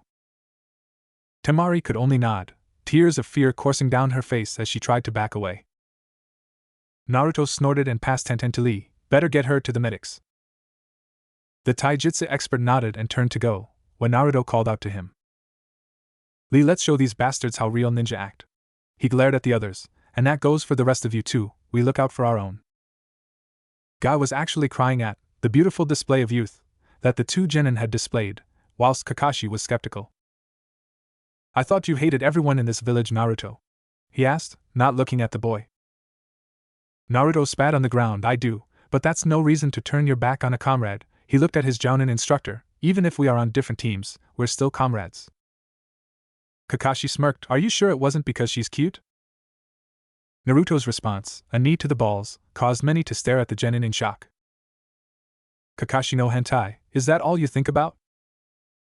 He glared at the twitching jounin. Suggest that again and I swear I personally hunt down and slaughter the guy who writes that dime store smut you call literature.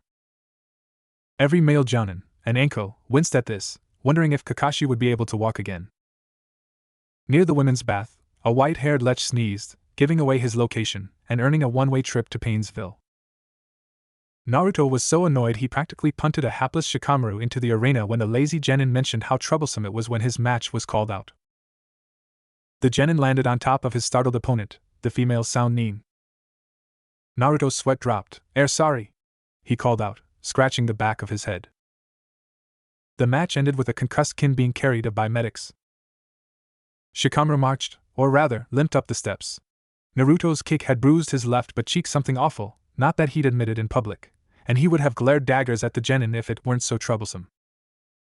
Niji frowned, as he began to measure up this year's rookies, deciding the cut was much better than when he'd been at the academy.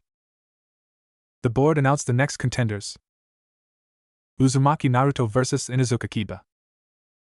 Ignoring Kiba's ecstatic cries, Naruto used Shunshin to teleport into the arena. Before we start, I have one thing to ask, Naruto said. Kiba snorted. If you're asking me to leave Akamaru out of this, forget it, we fight as a team. Naruto raised an eyebrow. Actually, I was going to ask Akamaru if you'd had your shots yet. Kiba howled in outrage and hurled himself at the blonde. That's it.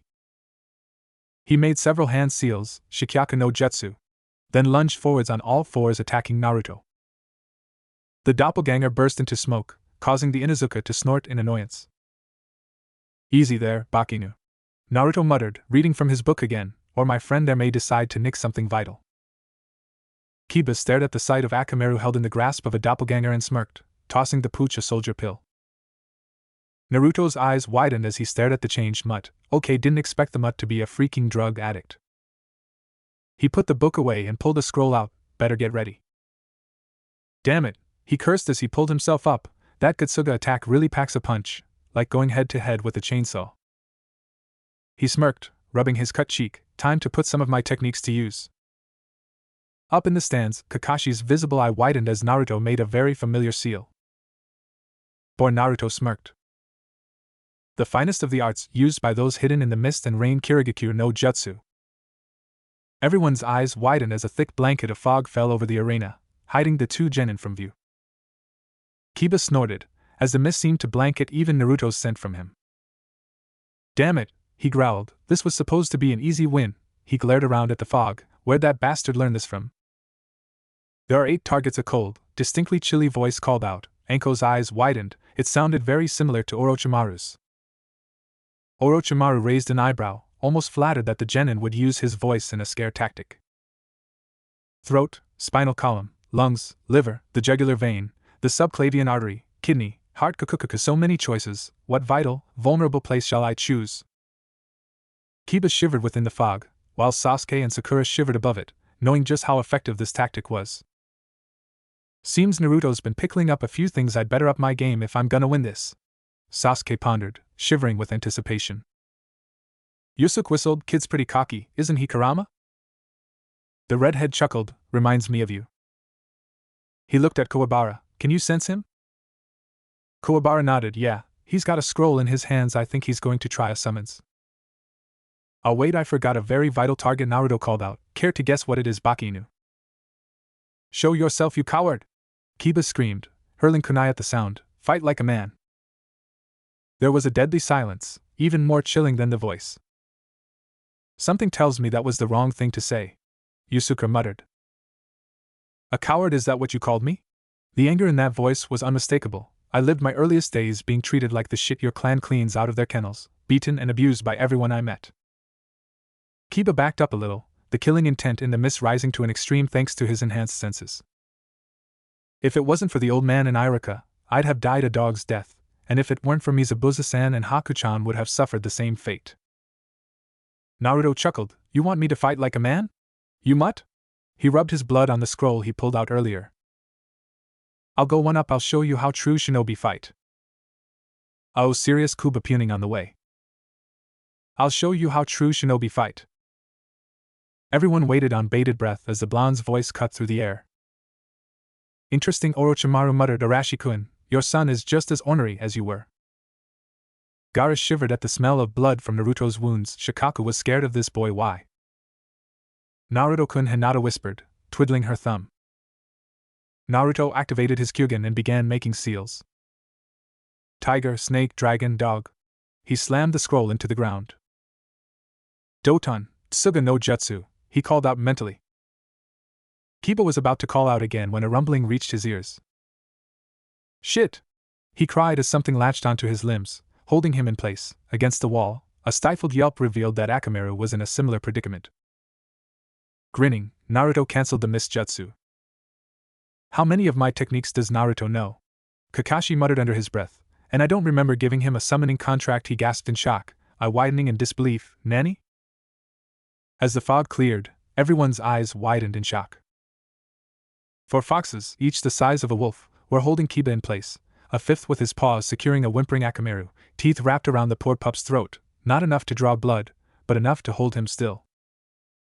Not bad, huh? Naruto said, dusting himself off.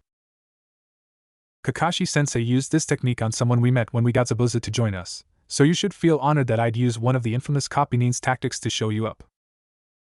Kakashi would have felt chuffed, had Naruto's little helpers not flabbergasted him. Taking in the looks of surprise on everyone's faces, Naruto chuckled, like my little friends. I knew the technique, but I thought I'd add my own little flair. He smirked. I do have a reputation as the top-ranked unpredictable ninja. He gestured at the audience, so I signed a fox contract instead. Don't talk shit! Kiba yelled. Everyone knows there's no contract to summon foxes. The foxes tightened their grip, seeming to chuckle at the teen's predicament. Naruto chuckled again. You're right, there wasn't, until I made one. Every jounin in the room stared at him.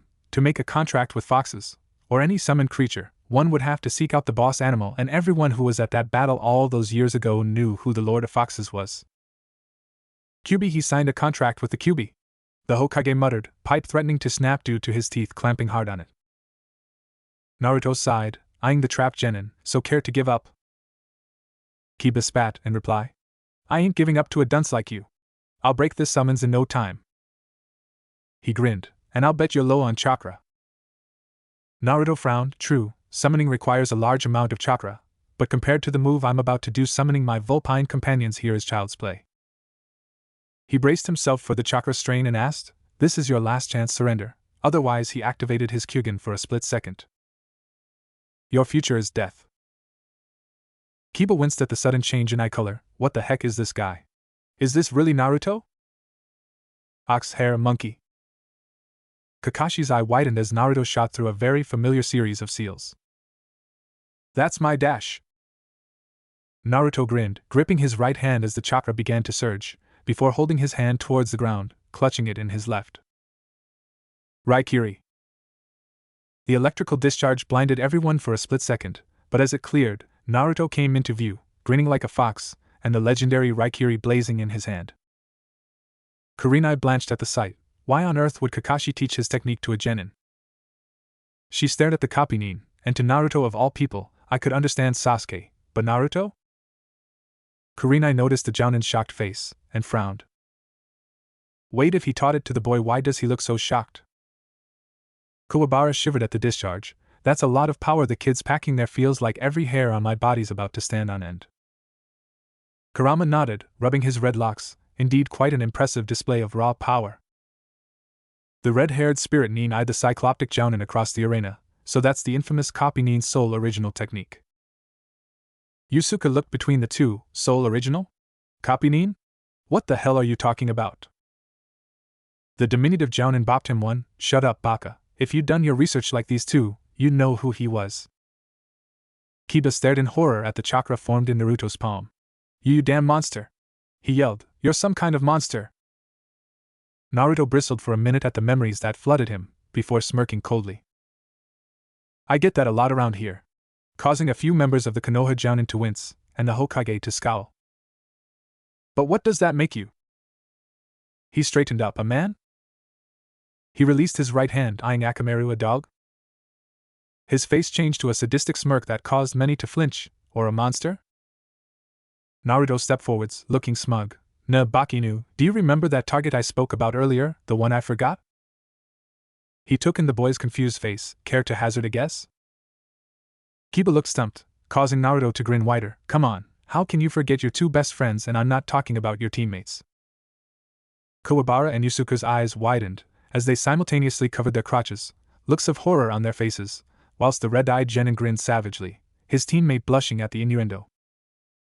Kurama raised an eyebrow. Oh dear, that's a painful image. He laughed weakly. Kiba's eyes widened. No, you wouldn't. He squirmed. You can't. Can't? Naruto smirked. Are you saying I lack the resolve? He snickered. If you give up, I won't have to. Screw you, Kiba snarled, before biting his tongue at the sadistic look in Naruto's eyes. Really? That a last request? He sighed. I never knew you felt that way, Kiba, but I'm not your type. Grinning at the Inuzuka's appalled face, he continued, since all you seem to think with is your nuts, maybe if I neuter you, you'll put up a better fight. He lunged forwards, Kyuubi burning and the Raikiri tearing up the arena floor as he charged forwards, low to the ground. Kiba's terrified scream cut through the arena, and echoed into the air around Konohagakure. At her kennels near the Inuzuka estate, Inuzuka-tsum stiffened, mother sensed tingling something just happened to Kiba. Pausing for a moment, she shrugged and got back to checking on the latest litter. Probably caught peeping on the bathhouse again. Naruto straightened up, having stopped a split second from actually connecting with the last blow. Kiba had fainted, froth foaming out of his mouth, eyes rolled up and showing nothing but whites. Psyche! Naruto cackled. You think I'm gonna actually touch your disease-ridden genitals? He spat. If you're that desperate for attention, talk to Shikamaru. The Nara grimaced at this. This guy's so annoying. Naruto eyed Hate and smirked. Oi, Mr. Referee, I do believe he's out cold. Hate coughed, and then announced Naruto's victory. Naruto smirked as he walked up the steps, shooting smug glares at the foreign neens. Let's see them try any of that crap again. Plopping himself down next to Sasuke, he looked at the flabbergasted expression on the Uchiha's face. What? Sasuke blinked, eyes wide. Where'd you learn to do that? Naruto shrugged, saw Kakashi do it, and thought I'd give it a whirl. He smirked, shaking Sasuke's shoulder. Guess I stole the spotlight there, huh? Sasuke slapped his hand, only to blink as he felt a piece of paper slip into his own. Opening it, his eyes widened. The seals for Raikiri are ox, hare and monkey. If I were you, I'd practice using it as soon as possible. Oh! And have Kakashi no Hentai teach you some water walking skills. They're much better for chakra control. Sasuke snorted at the chibi Naruto face in the corner, before eyeing his teammate appraisingly. Sneaky bastard, it would seem I may be ready to face Itachi at this rate. Kakashi tapped Naruto on his shoulder. Where'd you learn those techniques? Naruto shrugged. Wave Country. He pulled out his book. I can probably pull of 2 or 3 Raikiri a day. Kakashi stiffened at this. He invented the technique, and could only sustain it 4 times as a jounin. For a genin to use it more than once was exceptional. What did you do to that kid, Kakashi? Kurenai muttered, eyeing the vessel in shock. Enko smirked. Kid continues to surprise just like he said? She looked around, wondering if her old sensei was still in the area. If he is, I'm sure he just got an eyeful. Orochimaru was shivering with barely restrained excitement. Arashiku, and I do believe your legacy as a twisted prank master lives on even today. He frowned, but the boy couldn't have learned that move on his own, and if Kakashi didn't teach him, he smiled. Kukukuku, interesting. Hinata shivered slightly as she eyed the cream in her hands, looking over at Naruto, before gathering what little courage she had and walking over. And Naruto-kun. The blonde looked up from his book. Yes? Hinata held out the salve, hands trembling, causing Naruto to raise an eyebrow. Healing salve? For me? Hinata flushed and nodded. What for? Kiba's techniques only winded me. Hinata felt her resolve slipping and began to tremble, until Shino placed a hand on her shoulder. It's to prevent infection, and besides, he turned to look at Kiba. Akamaru is a good dog, but you should still treat those bites just in case. Naruto nodded, and took the salve. Thanks, you too. Oh, and when Kiba wakes up, tell him I'm open for a rematch. Shino nodded and guided his flushing teammate back to their instructor. Kurenai looked at her shy student and smiled. The girl was normally so timid she never said 2 words to a stranger, yet for some reason, she had recently been working to improve herself. The genjutsu specialist smiled at her unconscious subordinate. Don't feel ashamed, Kiba. It seems you fought a worthy opponent after all. Naruto rubbed the cream into the bites and scrapes, whistling appreciatively. Damn, but this stuff heals good, doesn't even sting, unlike the crap they dish out at the hospital. He offered some to Sasuke. Here, you need this more than I do at the minute. The Uchiha nodded, rubbing the stuff in and sighing as his aches vanished. You're right, this is tons better than the stuff we're issued. Naruto took the cream back, stuffing it away. Sakura tapped him on the arm. Hey! What about me? She yelled. Naruto looked up at her, then back at his book. You'll be fine, that big forehead of yours